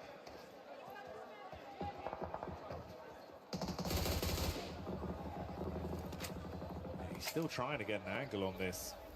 The minute you got to move, he'll be ready for the catch. And Furia over on the other side of the coast have been taking shots over as well, so it's all been a little bit uncomfortable for the 4 squads that have been collapsing in onto that one position. This gas station for OG somehow being a very formidable defensive area. Oh. Calling it from zone 3 there. I got a little bit lucky, but yeah, Aurora in a really, really good spot now. This is definitely redeemable city here for Aurora. We just need to not see them go for something silly again. That is all. Yeah, just keep their cards close to their chest and be able to close this one out with some good plays. To be honest, mate, that is kind of the dream with what we saw off the back of this game, with the other squads above them falling out early. It has presented that opportunity, and like you say, if they can grab it, you've recovered from that. We can all forget about game two. Everything looks good for them, and they'd actually be on that podium spot in first place come the end of this game. But that's still in the future. Still a lot of other teams that could potentially look to upset them. So we'll stick with the narrative as it develops. This is their position right now. 4 Thrives going in against the arena. Doc looking to decimate some damage out, and he does hit nice. Good shot onto Falak. A little bit more they can do here. I like that though. Good smoke. Over towards the rock side to kind of isolate this engagement between them and 4 Thrives in the arena on the northern edge. Makes a ton of sense to me as well. That vitality location is going to be a real problem for you. That's a long nade. Ooh. Actually hits on target. Great damage, and they just keep on pumping in. 4 Thrives. 4 Thrives are out. But yeah, I mean, that's some massively long nades on that one. Just chaining them together as well, one after another, after another. They want to go in to grab the bits, drop the smoke, try and stay alive. Issue is you're now in a position where other teams can take shots onto you for free. Yeah. Good. I mean, Doc is holding on. He is holding on. I think he's got that mentality where it's like, well, I'm sorry guys, I ran out that time. I will play anchor for the rest of the day, and I will keep you lads safe. It's a good shot over towards Silence. The rest of Fury, you need to re-angle over towards it, but it takes a gun away from that western side. But Aurora had to do that. They had to push over towards 4 Thrives. They knew that it's not likely in the near future they're going to be getting many more death crates, and they need that util. They need that ammo to carry on inside of this match. Tiamba though looming off in the wings. Had to restock and get themselves ready for what's yet to come. Tiamba, they've been doing a pretty effective job of harassing a lot of our other squads from distance as well throughout the past couple minutes, keeping pressure on them. Playing a little bit safer here in their setup. Window peak with good eye line onto some of the other teams. Scarface on the long wrap around back up the coastal ridge over towards the bridge side. Going to be coming in from the back near Vitality and Flash. This is his angle on the move. Ooh, spotted out. Starting to lose his HP bit by bit. Got to drop down to the deck and hope that he can hold on. Can't even sure how he's lived this long. I mean, Tops has got to know someone's mover here, the pitter-patter of the footfall. Close the distance. Scarface is instead just going to go for the heel. Tops pulls the pin. He should know. It should be right on the edge of the blue here. Good airburst will do the trick. Ruins the amount of healing that came through there. Aura from the sidelines, though, will get sleepy. And over towards Bose. Top, though, is the one to refrag over towards that. Tiamba Aching moving forward. Gets behind that radio tower. This is a good spot to aggress over towards Aurora on.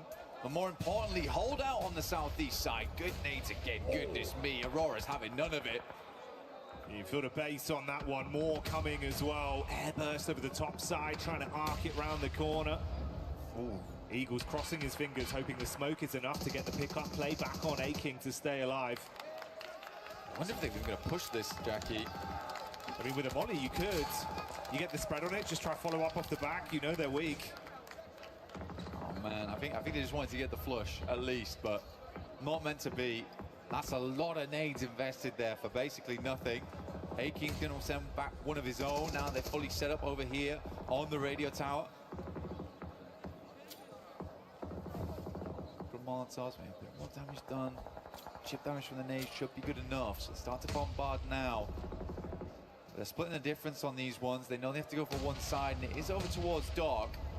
Survives the first blast of shrapnel and should survive the second. So many nades though, and Doc, although the shrapnel hits him in the face, he takes that peek and shuts one player down once again. 6 nades thrown out for no real follow-up from it. So it goes both ways for either of these two teams. Top with the instant adjustment back over onto E Arena. No, he's being collapsed upon from two sides between this team. Schweppes now. Get the res on of E Arena. E Arena, you know, actually haven't been too bad. I think for the points they currently have, 19, but they've been consistently up towards at least the top 8 every game. Vitality still taking more shots here. Tiamba is the one to take down tops. Tiamba's playing as a 4-man, and genuinely the way they weather the storm here versus Aurora, they have a place to play inside the circle going forward. It's more about dealing with the couple of players inside that shack right there, and it's hard to line up those nades past the side. Always have that angle of Doc to worry about. He is so critical to his other two teammates living. Schweppes with a bit of a forward scout play in the buggy. Reading onto it. QZZ was knocked towards the backside. Thing is though, they've been here for so long and they've invested so many nades, so many bullets, and they're starting to run dry and can't actually push out to get themselves anything. Availability of crates becoming an all-time premium. The longer this goes on, the worse it gets for Tiamba. Yeah, they needed a break, honestly, and that break was going to come in, be able to get those shots, get those nades over towards Aurora. The Arena making a massive swing. Mormon's got 5 nades to play around with too. QZZ finds shots over towards Vitality. They are trying to stop two teams from squeezing them together. But this is a good play. This is actually a good play. It's a desperation play, but it's one that's very much needed for Tiamba right now as A-King moves in. Razak last step alive. Where's the rest of the team? QZZ moves up. How is Razak living this? Oh, this is unbelievable. Razak raising hell amidst the chaos as he stands strong to punish back. Vitality looked like it was all said and done, but they pop off on that one against Tiamba's clash in, knowing they needed to shut them down to get themselves any sort of ammunition, any kind of supplies to play on. And it does not work how they wanted. Wild stuff. The Arena now.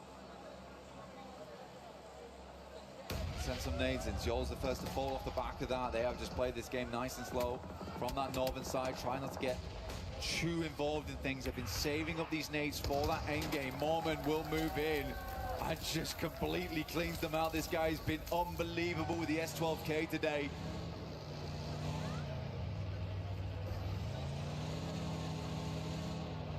Finishes off the stragglers. Slowly but surely, the team's exit stage left and the final fight begins to have itself set up. Furia coming back in with some of that firepower we had seen prior. Good damage onto E Arena.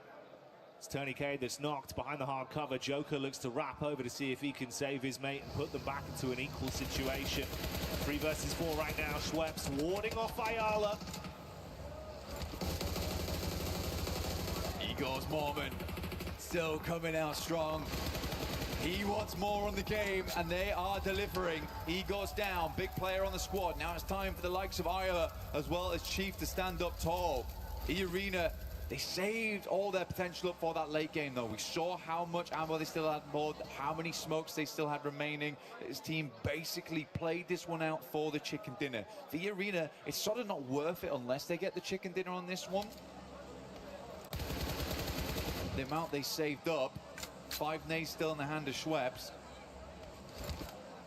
Getting a second place is nice though, but yeah, it's this open ground, disgusting to work with. Furia is lining up for a big old bombardment from E Arena in the near future though.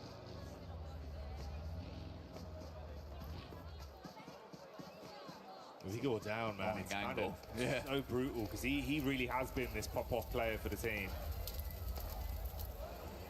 Is that going to be enough of a deficit to really make this one uncomfortable?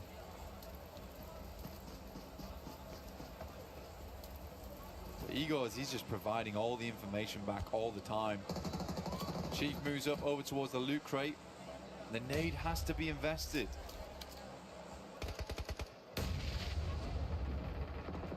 Oh, man, don't use that on that. Yeah, good. I was thinking that he was going to send it over towards Igor's.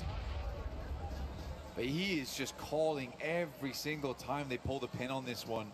when to move and when not to. Finally, the play zone takes him out, and Fury is blind again. You lose your eyes in the back line and have to rely on your gun skill now. A standoff between these two teams with open space in front of them, waiting to be crunched forth. Silence with the big guns in the back line, ready to spray. A lot of nades invested, dashing them in towards the middle here. I mean, they're mega blind. I mean, they can't have moved that far. Unless Igor's giving back the worst information in the world, but... Yeah, I mean, for Fury, I think there's a little bit of scaredness of that front line being aggressed upon. Schweppes pulls the nades. We are playing battleships right now. Grenade to E5. You missed by a mile. Just dashing them out. He's gone wide, man. Start forest fire out in this field of Erangel right now. Be the best opportunity for them. That one actually hits. He's having to drive into it, though. Okay. Assist. I mean, I think we could just wait on these nades. There's plenty of time to wait on this one. E-Arena can play off the back of the tree in the near future. Ayala's just going to swing round, right? Not how I expected the first domino to fall, but that's Ayala going in and opening things up with an advantage for E-Arena. This is PUBG here at EWC. There's been an end game. It has been an end game. Igor's confused everyone. Silence now. Trying to be as quiet as possible. Decent Molotovs, these ones, actually. Trying to catch them on the rotate out. MG3 could make all the difference. Joker's about to send this nade back into the blue. A little bit of a pre-fire. Problem is the info goes both ways. Silence got a good read of what angle they're actually playing from now. Oof. He actually did. Oh, okay. Chief with a peek up. There you go. Follow up off the back of it. Let's see if they can deal some damage. Silence peeks up. Warning shots out. Low on health. Got about half left to play with. Runs in towards the tree. He's got the shotty in his hands now. Yeah, all right. It's all kicking off here. They're going to be able to find it through in the end. E-Arena do clutch on. A bit of a topsy-turvy one, but a chicken dinner they'll still be proud of. You'd hope so, wouldn't you, really? Good game from E-Arena. I think that the game plan was great. I think everyone confused one another right at the end. Igor's, as he went down, I think he might have thrown out some information that was maybe less than useful. Unfortunate stuff. To be fair, whilst he was still alive, they had a real good pinpoint on what E-Arena was doing. So I am joking. It's a joke, guys. I do think Igor's a great player. But yeah, still a weird endgame. Yeah, it was a lot of utility investment with not too much information. Kind of felt like it was, we don't want to push, so we're just going to lob everything. Yeah. And then have that respectful gunfight once we get in. Exactly. Because I do think that for E-Arena, they just wait a little bit longer, play up towards the tree line. With the amount of nades they had, they could have blanketed the entire thing. But even then, they were like bouncing them out into the blues. It's a little strange. And you're right. I also did not expect that to be the first domino to fall, which was just Ayala just getting mega impatient. After all that waiting, yeah, it was kind of really like a curveball just came in. Swift gut punch, didn't expect that. I know they're behind. I'm just going to go for it. All right. Confirmed, that's where they are.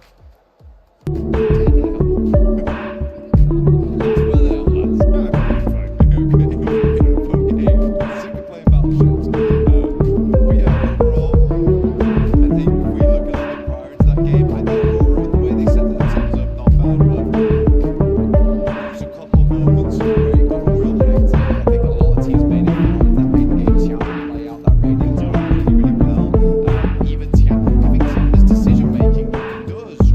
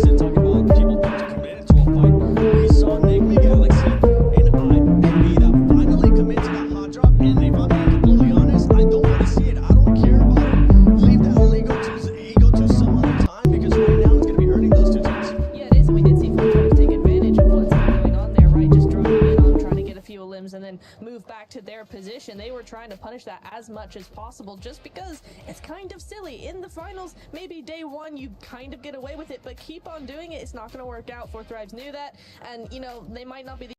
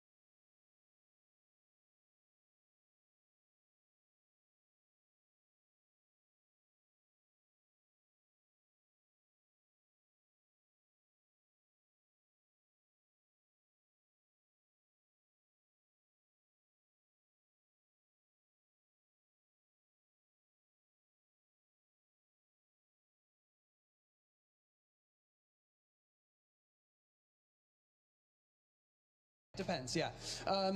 How about like vehicles for like late rotations, getting into a good position? What's the best vehicle to use? The horse, the buggy, and so different maps. So it depends. It depends. Yeah, as well.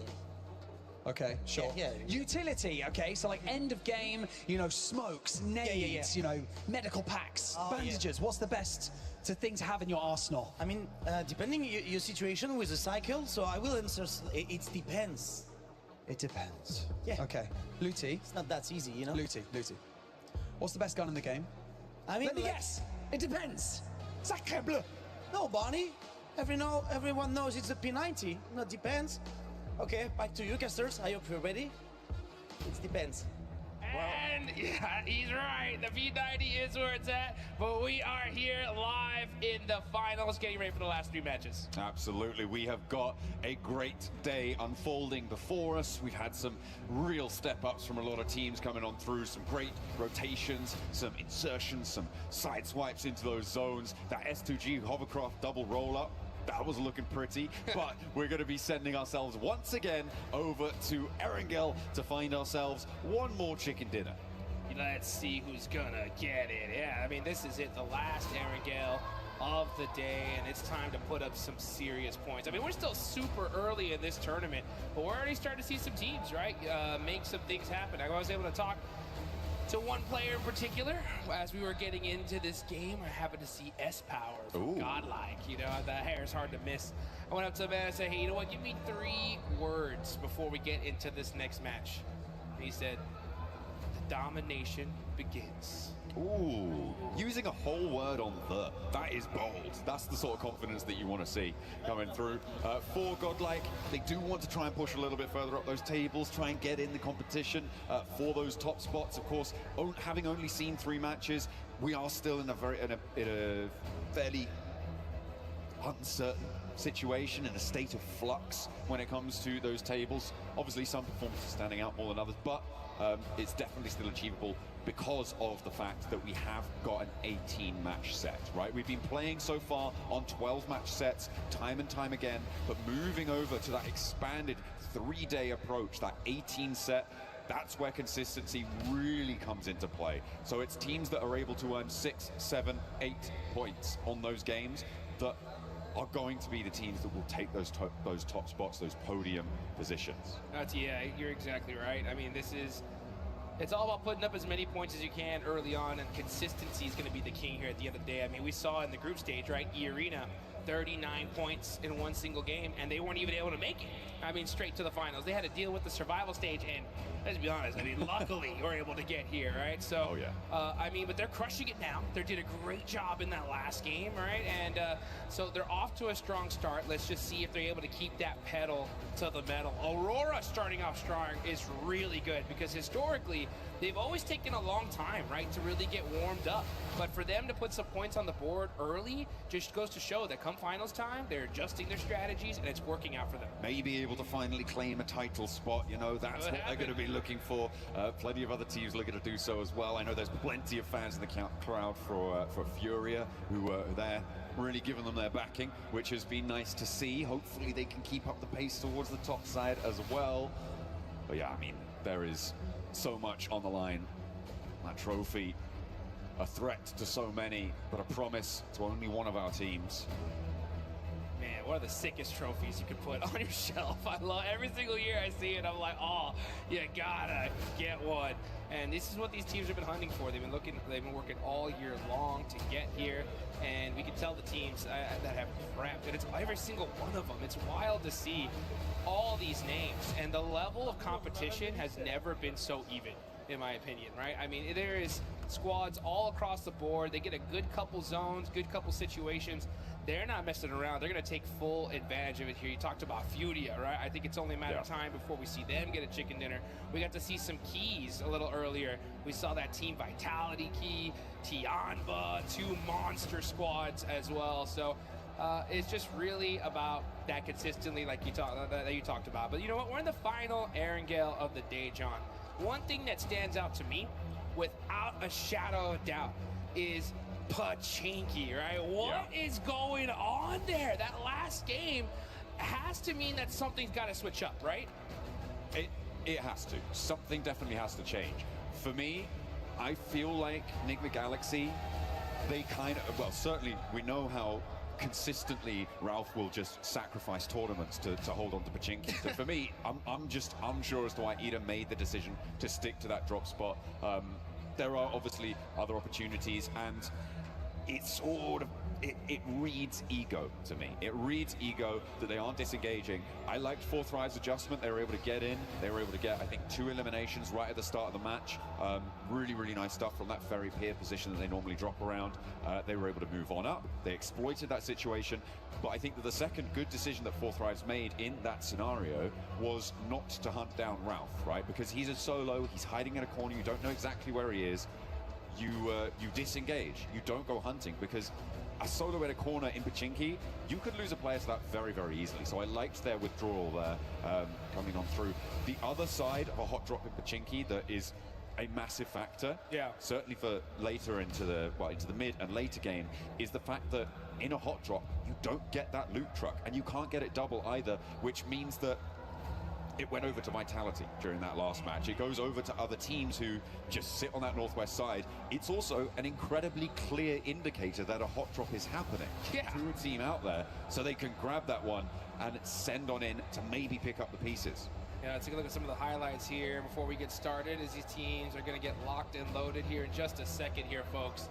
But yeah, you know, when we go back to that hot drop, it's wild to see. I've been kind of watching these two teams talk to each other all along here in Paris. And I'd see, you know, Enigma Galaxy players walk by Ida players. They kind of have some exchanging of words. And I was hoping they would kind of get this settled before the finals, because I think it's just a devastating loss for this to continue here for both of them. And in the last game, it showed, just like, because guess what?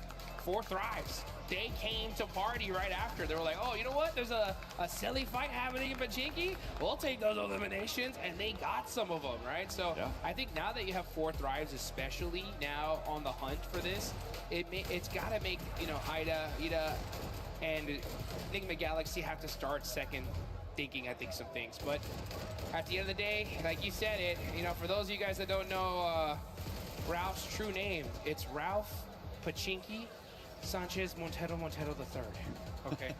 Pachinki is in the name, right? And he will refuse to let it go. And I mean, they've dominated it, right? We saw them be able to take out Ida, but now that you have 4 Thrives coming into play, it's got to make you second guess things. I mean, I'm pretty sure that dropping in Pachinki is in Ralph's will somewhere. Yeah. For when he eventually, hopefully, in the very far future. But if he keeps dropping in Pachinki in-game, he's certainly not going to have a long life expectancy. Aurora Gaming, able to do the business, but we are going to head to a quick video whilst we get this lobby ready to rock for our last Pachinki today.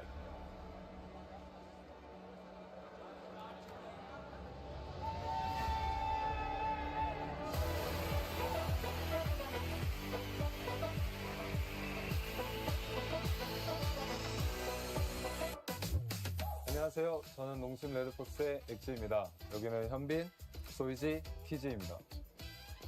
프로 선수로서 경쟁하는 일은 항상 힘든 일입니다.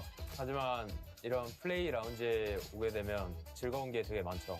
저희가 이 플레이 라운지에 왔기 때문에 이 플레이 라운지에 있는 것들을 즐겨보겠습니다. 가시죠.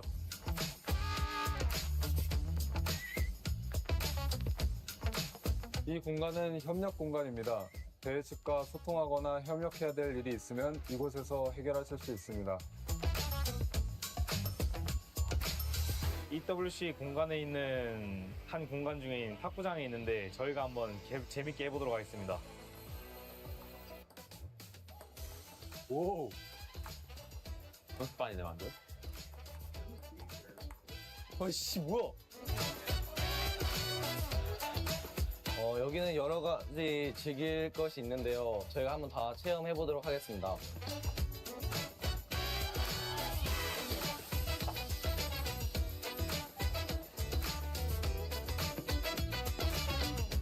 대회를 할 때면 항상 배고플 때가 있는데 EWC에서 제공해주는 음식이 있는데 그 품질이 아주 좋고 최고급이라고 해서 저희가 한번 먹으러 와봤습니다. 아 배고프다 빨리 가자.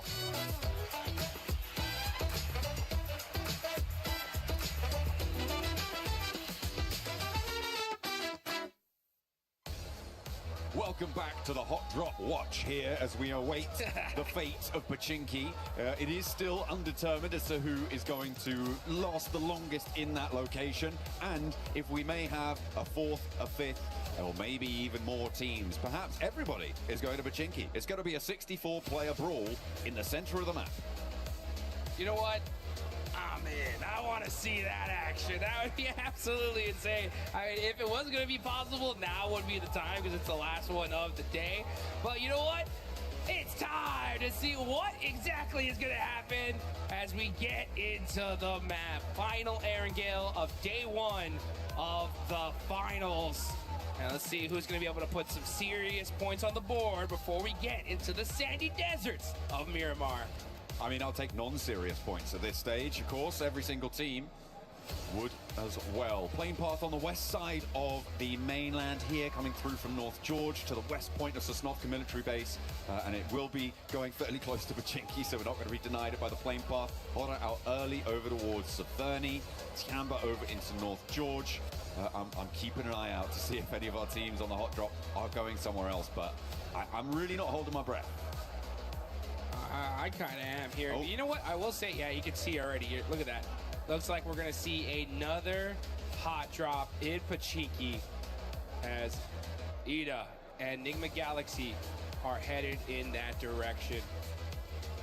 Uh-oh. Very, very interesting. I will say, though, we got to give massive props to Nigma Galaxy for being so high up on the leaderboards, considering that they've been dealing with this all day long here. I mean, they're in fourth place, 30 points. That's pretty insane. Sure, I mean, they were able to take a chicken dinner towards the start of the day, right? So they do have a little bit of a foundation to try and do this with, but they could be so much further ahead without this situation. It looks like we're not going to see a fourth Rives flex out. Instead, S2G are the closest by on the southwest side. Nongshim Red Force, who have yet to touch the floor of their parachute, could potentially also flex in from the southeast side, but I feel like S2G are the most likely right now to cause problems for Ida. Nigma Galaxy on the north side of Pachinki, they're split right now, but you can see Rita on that off angle could be quite important. Ralph seems like they know he's in this building, but the nade won't connect.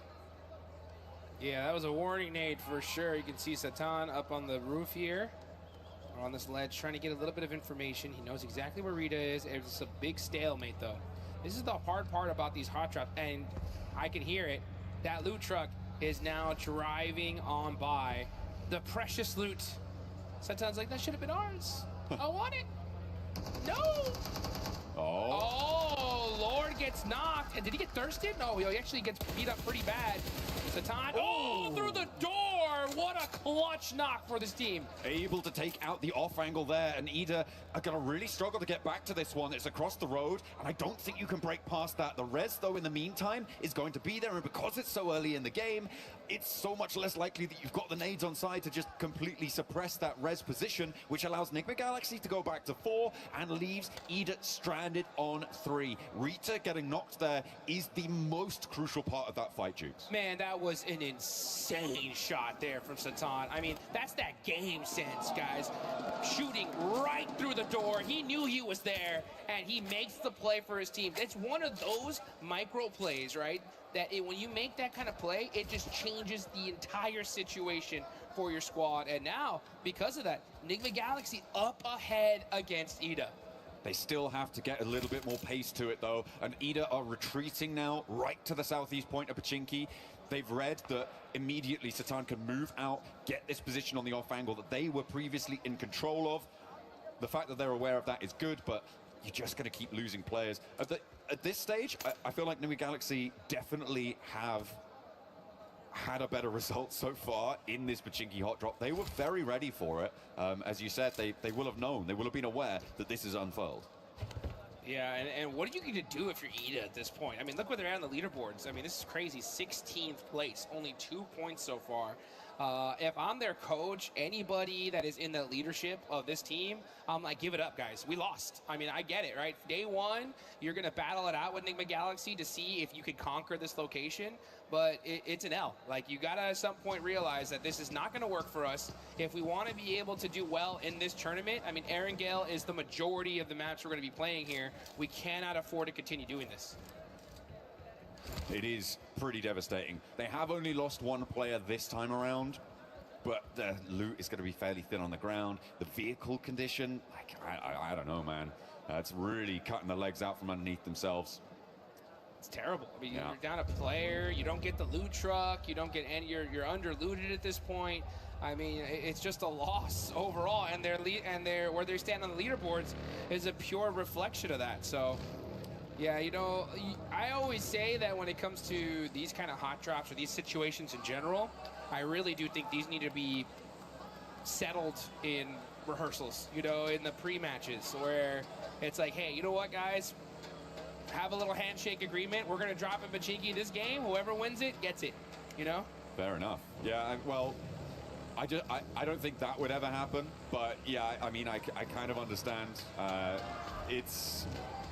It is a question, right, that is rooted in a lot more, I think, subjective opinion for a lot of people. Sure. Because you have that question of, if we give up our drop spot, are we just going to be easily pushed around in the future, right? Like, are you trying to do that sort of thing? I mean, it's like negotiating contracts, negotiating business there. It is one strategy is to just be like, okay, we'll go somewhere else. We'll go somewhere else. But you can hold your nerve. And if you guys want to be the best, then you guys need to hold your nerve, and you can look good doing it using the Naruto skins here. Make sure you're heading into game, get that character set, get that Ninetales Fury AUG skin, get that one developing as well, because you can get some variations on that bad boy. Yeah, you want to be maxing that bad boy out and looking real good. As you know, Tiamba's been looking really good today. They're in 4th place, 31 points. Milu, man, the way he started off that Rondo match was just wild. I mean, this man has been performing all tournament long for his squad. He had, for sure, right, the play of the tournament. That 1v4 earlier in the group stage was so sick. Yeah. And then come finals time, the way he started out, they are looking really good. Absolutely. They are currently in 4th place right now. Looking to try and keep themselves within striking distance of that 1st place spot, Godlike. Would love to try and join them, but they are a little bit more destitute on that points front, with only 8 towards the bottom of those tables. Another circle heading up towards the north side, split by that central river. A lot of open ground south of Severny, being covered actually mostly by Aura, who have a wide spread around the river, are causing a lot of problems. I'm interested to see how many teams look to head east of Yasnaya. Furia likely going to do so. Could potentially see that from teams who are still on the military island, by the way, Aurora and Al-Ula. And maybe we'll see it from one of the 2 teams who are still in Pachinki too, because Well, looks like Ida looking to push back in and re-engage. Enigma Galaxy have been working the ground in the meantime, snaffling up all that loot and checking every corner. Or at least I hope they are. Yeah, they better be, that's for sure. I mean, you can definitely tell they're keeping their head on a swivel here. They got to know that Ida's around here somewhere. They're just clearing building by building with Satan on the other side, rocking a 3-1 split. Got to be careful, though. One day could be dangerous. Oh, the shots ring on out, and the knock onto Coops is huge. He's got another nade as well. Coops is in danger here. Ralph does need to get some healing done before he can go for that revive, but he should be okay to do it. You can't step forwards and go for the cross. And again, Satan is on that off angle. Just about misses Swain on the cross, but he should be able to call that one out. Should have spotted it. Lord is already cooking a nade. He knows he's in the building now. Launches it forwards, and he takes it down. Beautiful communication. The plays from Enigma Galaxy in Pachinki are just insane. How do they do these wild bounce back shots, nades that just turn the fight in their direction? This just goes to show you, when you know this side of the map like the back of your hand, it's gonna pay dividends. In the meantime, Nongshim Red Force and Fourth Rise are going head-to-head. And at the moment, it looks like Fourth Rise are in the driver's seat. This is out to the east side of Potato Hill, but they are grabbing a couple of flushes on board as well. As we keep going with this hot drop mode. Yeah, Nongshim Red Force, they're going to try and get out, just leave a solo survivor coming on through. And another knock goes on in. This is Enigma Galaxy sweeping it under the rug. They're putting this hot drop to bed. It cannot come back tomorrow. It would be a terrible idea. I can't stress how difficult this is to do, right? To be able to deal with this hot drop so frequently and to just execute in this perfect fashion. I mean, not losing a single player, getting those four points early on is just insane. There was a hard north shift on the circle in the meantime. We are watching all of this hot drop unfold, but it is pushing teams now north very, very quickly, which is causing conflict around the crossings as Coops finds the final player on Ida. And down they go. All four players from Enigma Galaxy are there, and no third party came on through as well. Now we're going to jump over towards the teams that are looking to put pressure on up towards the north side. We talked a little bit about Nongshim Red Force losing 3 of their players. Fourth Rise lost 1, but they did manage to get the 3 points for that fight. They are both still south of the river. Ulf Orangutan now on this northern side of Roshok River, and trying to get their foothold to move in towards those shooting range hills, potentially over towards Saverny Way. Yeah, we've been really focused on that Pachinki fight for so long. This zone is all the way up to the north, like you mentioned. We already got Fudia up there in Saverny, E-Arena over by shooting range right now, taking that Snake Hill position.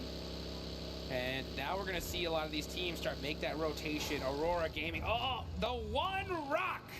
You gotta hit it for good luck. That's a map open right there, guaranteed. 100% looking. Yeah. No ways. I think we're gonna go here, guys. He's gonna go again? Oh no. Oh, okay, we're getting a little replay. This is on the Fourth Rise and Nongshim Red Force fight. They'd already lost T24, but the hold from Hazaifa, the angles that he was able to clock, it seems, pretty efficacious on the high ground there. Love to see it for Fourth Rise. Aurora on their crossing, run into Vitality. Looks like they may have run their last across these bridges. This western hold looking quite good for Vitality, who, for the time being, have been a little bit quieter, I think it's safe to say, than their group stage performances, but they're still very much there. They're still very much present. Well, certainly their presence is being felt by Aurora on this northwest side. Vitality. Oh, southern shift here, and a big southern shift. This actually might be really good for the side of Enigma Galaxy, as they're going to be mushing in super late here. And are you kidding me? If this zone actually south shifts one more time to Roz, that would be devastating for this lobby. Aurora, I'm trying to figure out, what do you think they're doing here, right? They're over there by North George, splitting up, maybe trying to find some late loot. Well, I mean, they were being held out by Vitality, right? So they're just trying to take a turn around the town to maybe allow Vitality to disengage and then maybe re-engage later on, see what they can do with a little bit less pressure from the river crossing on that front. Team Flash over on the east side need to settle their score with Alula to try and get towards the circle. And it is not looking pretty for Alula. They lose a player. Not a good start, but yeah, it would be kind of mental to send all the way down to Rozhok. It'd be great for Enigma Galaxy, right? They're still just on the north side of Pachinki, so they could just take up that mountain and lickety-split, get themselves another chicken dinner. Godlike, in the meantime, on the hunt in the middle. Getting stuff done, getting bits out to Aura, and it seems that they are going to be able to take at least one and get the flush for Godlike. Mormon, the nade looks good. Puts them all the way down to 1 HP. Mormon, pow, pow, pow. That's 12K getting the finish. And look at that. I mean, teammate instantly there with the vehicle to make sure that they can get him over to safety. So Aura going to have to go out pretty early here in this game. Only one single player up, see what he can do later on. But now we're off to the gas station with a Furia. Keeping their eyes on to Team Flash. Win has the P90 and the ghillie suit. So he definitely won that crate drop. He came out absolutely stacked to the teeth and hits the tree for good luck. That is a necessary thing to do here, folks. Yeah, absolutely. Bold Just a strategy. Little tap on the tree. Little tap, tap, tap. Little shout out to Mother Nature there, just saying hi. And then... Gotta make sure it's secure. Yeah, and then proceeding to unleash lead into the hillsides around him. Hopefully. With that P90. Team Flash getting out of dodge from this east side could be tricky. S2G managed to make their way to one of the buildings here that is this lineup from S2G, from Orangutan, from Tianba, and from Ulf.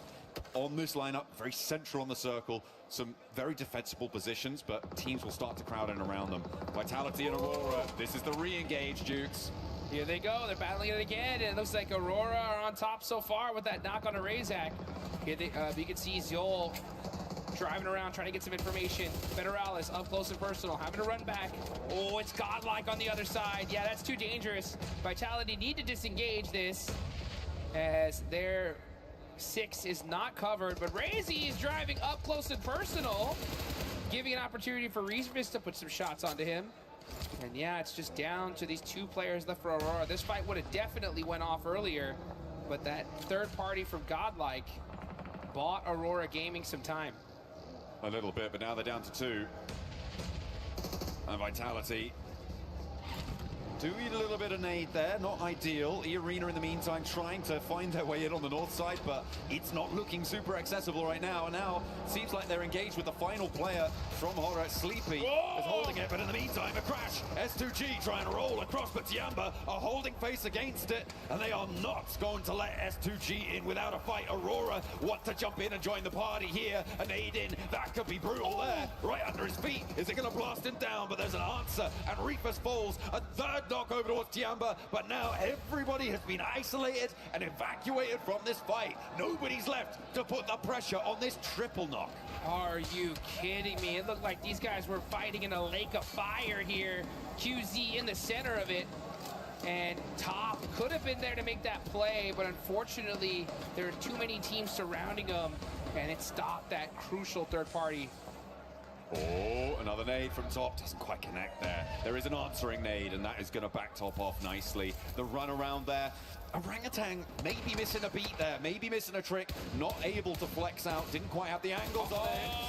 Top! Oh, Top just about behind the concrete there to keep him safe from catch, but they know exactly where he is. He's got 2 smokes. He is slap bang in the middle of the circle, though, Jukes, and that might be a little bit of a help until another team rocks up with nowhere to go. They're going to roll right on top of this guy. Yeah, Top's cooked right now. He's just like, I think I'm just going to lay down right here. He's on the simmer. For as long as I possibly can. No standing up for me. It's straight hit the deck time on the side of Top. But hey, you know what? That's good, right? He's got a good position in zone. They're pretty high up on the leaderboard, so if they can just kind of hang on and get some placement points, that'll be good for him. But meanwhile, I mean, Tianba on a tear. 7 eliminations. Fortunate for them. They're able to get everybody back up here, and they're in a solid position in this circle. As we now look on over to Furia, Igor hopping out the vehicle here, getting punished by E-Arena for it. Oh, it's not going well. It is not going well for Furia. Unfortunate, they're just going to be down to Chief. The other 2 players down on the hillside. Tiamba, by the way, managed to fend off a triple team crash on their compound, right? They're now on 7 eliminations. They have done phenomenal stuff. It's likely they're going to have to fend off at least 1 more, but the number of crates around them is going to be ludicrous. Going to have to try and figure out exactly what they want to put in their backpacks as Flash try to find their way through, thread the needle, but E-Arena are just going to roll it down. Mormon over the top, doesn't even need to ring the doorbell to open that door. And Tops has to turn tail. Tourniquet sees to it. He's going to get backed off by a third party. I think that might be Orangutan chiming in. And now Tops has to head towards 4th Rise, so nowhere real to go for him as Hyunbin finally bites the dust, the last player alive for Nongshim Red Force. E-Arena are putting some good points on the board here. I mean, they're having to really battle it out, holding the edge of that circle, because there's a lot of open field in this zone.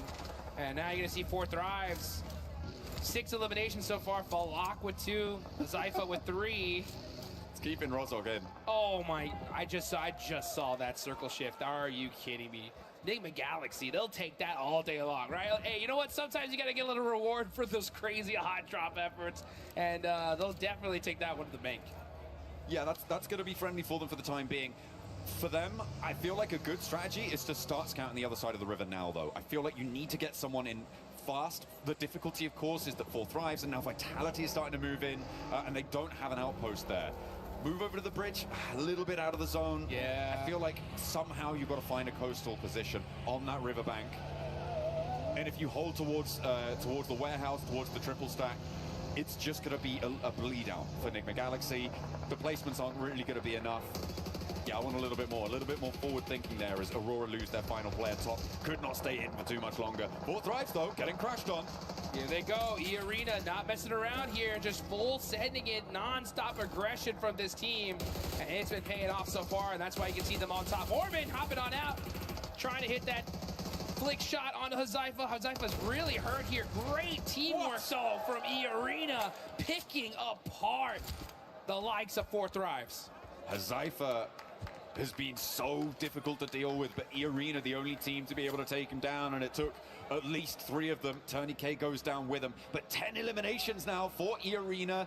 Very possible to get this res. This is the chance though for Enigma Galaxy to move across, and look at Ralph, he's getting over. Coops is looking to join him. This is the perfect opportunity whilst these teams on the east are preoccupied. A little bit slow to get the third party, but it is a good first step. I like what they've been able to do there. We've seen counterpointed river cross positions in 2-2 splits work well in the past.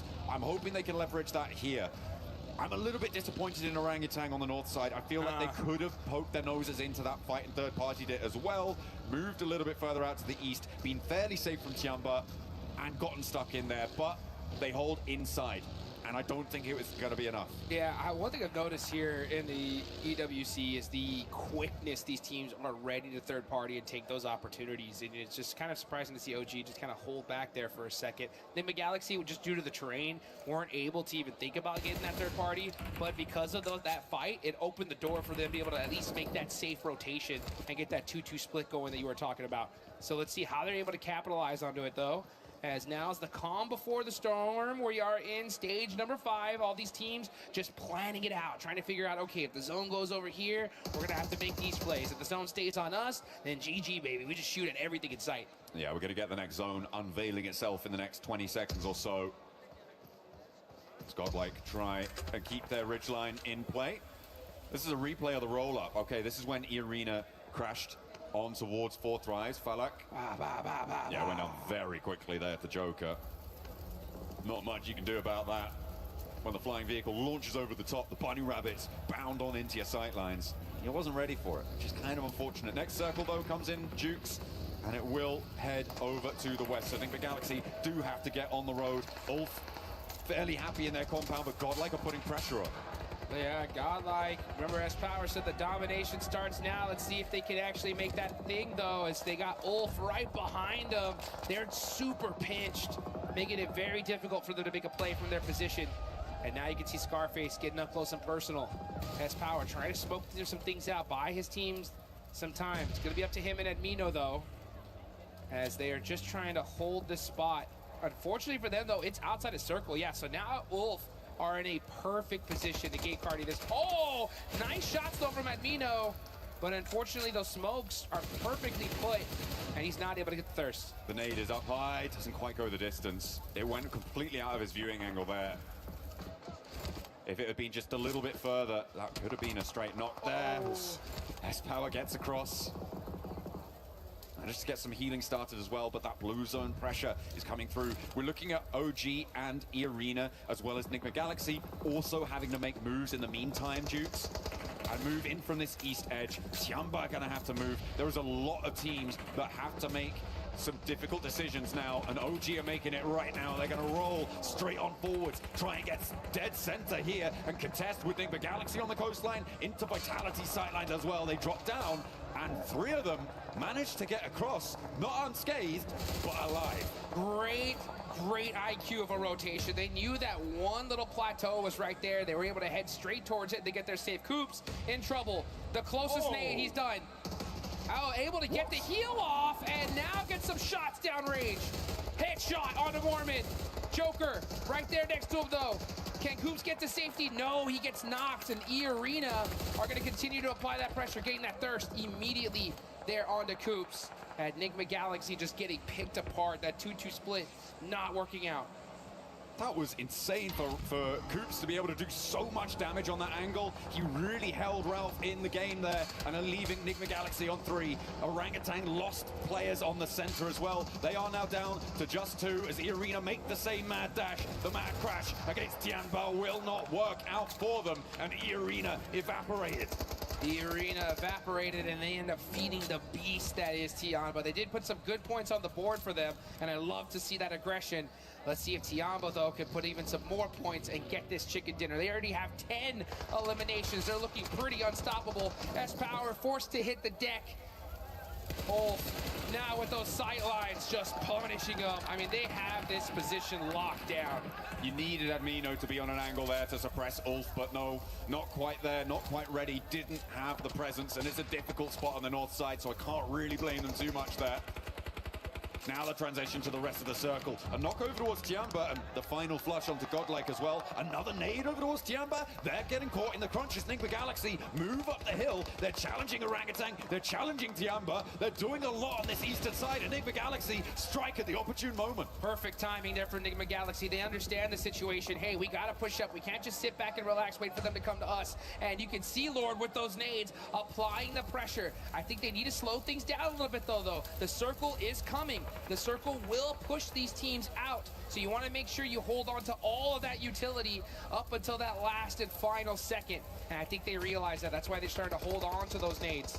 But the shots ringing out. Eagle getting a nice knock on Aaron. That's their biggest threat right now. Catch, though, with the response over to QZZ. And it leaves Eagle alone. Dropping that smoke, the zone starts closing in 15 seconds, so this res needs to be now. It needs to come through as fast as possible to be able to be in a position to move out. Orangutan lose their final player. Gone. And it is going to go down to Nigma Galaxy, who are now up on 7 elims. Their transition from across the river has gone so well for them. What a game from Nigma Galaxy, getting hot dropped over and over and over. They take out Ida in just a beautiful fashion, and now with this fortunate zone shift are putting the punishment on this lobby as they take down Eagle from Tiamba. Now QZZ will go down too, and Tiamba knocked out. They managed to get a whole host of points though, 14 on the match. And they will keep themselves in the running for the podium. Nigma Galaxy looking to join them. There's not enough room for both of you. You've got to organize it. Back to front, stand the line. But Vitality gonna have to leave as well from their cover on that south edge. Does Solus not see Satan right there in that corner? He had to see him now. No, he's too focused downhill. Oh, never mind. It's gonna be Axel that catches him out. So it's all up to Vitality. Axel, the last player up. Is he able to survive? Oh, Ralph gets knocked as well. Ulf are captaining from this compound for quite a while now. They haven't had to leave it. And when they do, it's against 2 duo teams with one of their players on either side knocked. For Ulf, this should be a clean sweep. There are no two ways about it, but it might get a little bit hairy. Lord is shut out first, and Aaron doesn't even hit the deck. A 2v4 here would be needed for Vitality, and they are getting cut across, sliced and diced. Ulf are on the hunt downhill. They roll on in, and it's just Razy to stand in their way. The smoke billows, the P90 at hand. You couldn't ask for a better setup, but Ulf are here, and they have the nades, the ordnance to blast them apart at the seams. And that is how you do it, folks. Ulf just taking full opportunity there and capitalizing on it. We love to be able to see that. That building so strong, it was in circle all the way up there towards the end, but they didn't just sit on their hands, right? They just saw, they hunted down every elimination they possibly could, and then once they realized that those teams were weak, they pushed out immediately and were able to get it done. Some real heads-up plays, some proactive plays during that match. I mean, we focused a lot at the start on the hot drop, but the rotations up towards the north side also came in to be really impactful later on into that match, right? It was the teams that got there early that had the staying power. For me, a highlight of that game was also Tiamba holding off against the triple crash. It was Alula, followed by S2G, followed by Aurora. Everybody wanted to get into that central compound, but they denied them access at every single turn. It was a shame that Tiamba couldn't go the full distance. They did get shut out. And I feel like for Orangutan, they could have had more of an impact on that northeast side that would have changed the tune there. And hopefully they can find those opportunities in the future. It would be great to see them perform at the level we know them to be capable of from their performance in the group stage, but it is looking pretty powerful on multiple fronts. It's so tough. I mean, everybody here is playing just hyper aggression, zero hesitation gameplay here live in Paris. The second you see an opportunity, these teams are taking it. One team in particular, right, we got to talk about it, is E-Arena. Just straight aggression there towards the end game. They soak up a ton of eliminations. Unfortunately, don't get the chicken dinner, but when you get that many elims, that's a good game no matter what.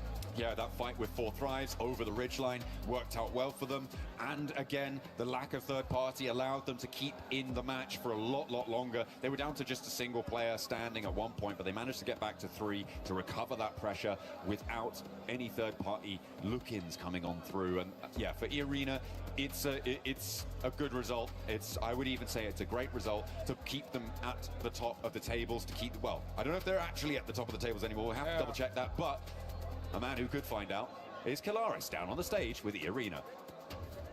I'll try my best, John Allen. Yes, that's right. E-Arena looking fantastic so far, so let's ask them a few questions about the games here to get things rolling. So first things first, your previous win going up against Furia. Were you surprised by Furia's approach to the late game? And talk to me about that late game in general after you got the win. ในเกมที่เราต้องเจอกับฟิวเรียนะฮะในเกมที่เราชนะเมื่อสักครู่เนี่ยฮะตอนที่เราเจอกับฟิวเรียฮะเรารู้สึกเซอร์ไพรส์นะกับวิธีที่ฟิวเรียเล่นเพลย์สไตล์ของฟิวเรียในเกมนั้นครับก็แปลกใจครับแต่ก็รู้ว่าเขาเล่นอย่างนั้นครับก็เลยไม่ได้ตื่นเต้นเลยครับ Well, we expected, but we still surprised with how they approaching the teams. But even though the last result is that they winning the games. Okay, so you guys got very close to qualifying via the group stage and then came really close to not qualifying via the survival stage. So has there been any difference in approach here to the final? What has the team talked about to adjust here coming into the finals of PMWC? ก็ขนาดที่2นะฮะในกรุ๊ปสเตจเราก็เกือบที่จะได้ qualify แล้วส่วนในรอบ survival stage ฮะเราก็เกือบที่จะตกรอบแล้วด้วยซ้ำในตอนนั้นอยากถามว่าในตอนนี้ฮะรู้สึกยังไงบ้างครับก็พอเราเข้าไฟนอลมาได้ใช่ไหมครับก็ทุกอย่างก็เริ่มใหม่ครับทุกคนเริ่มจากศูนย์เราก็เริ่มจากศูนย์ก็เลยไม่กดดันอะไรครับ Well, right now we have zero pressure at all. So we are here to win, of course. And it's like since everyone, this is a new day, new group. So this is a champion group now. Everyone starting at the 0 point. So that's no different. That does it then. Well, thank you very much for the answers. That does it down here on the stage. We'll be with you for more from PMWC in just a moment.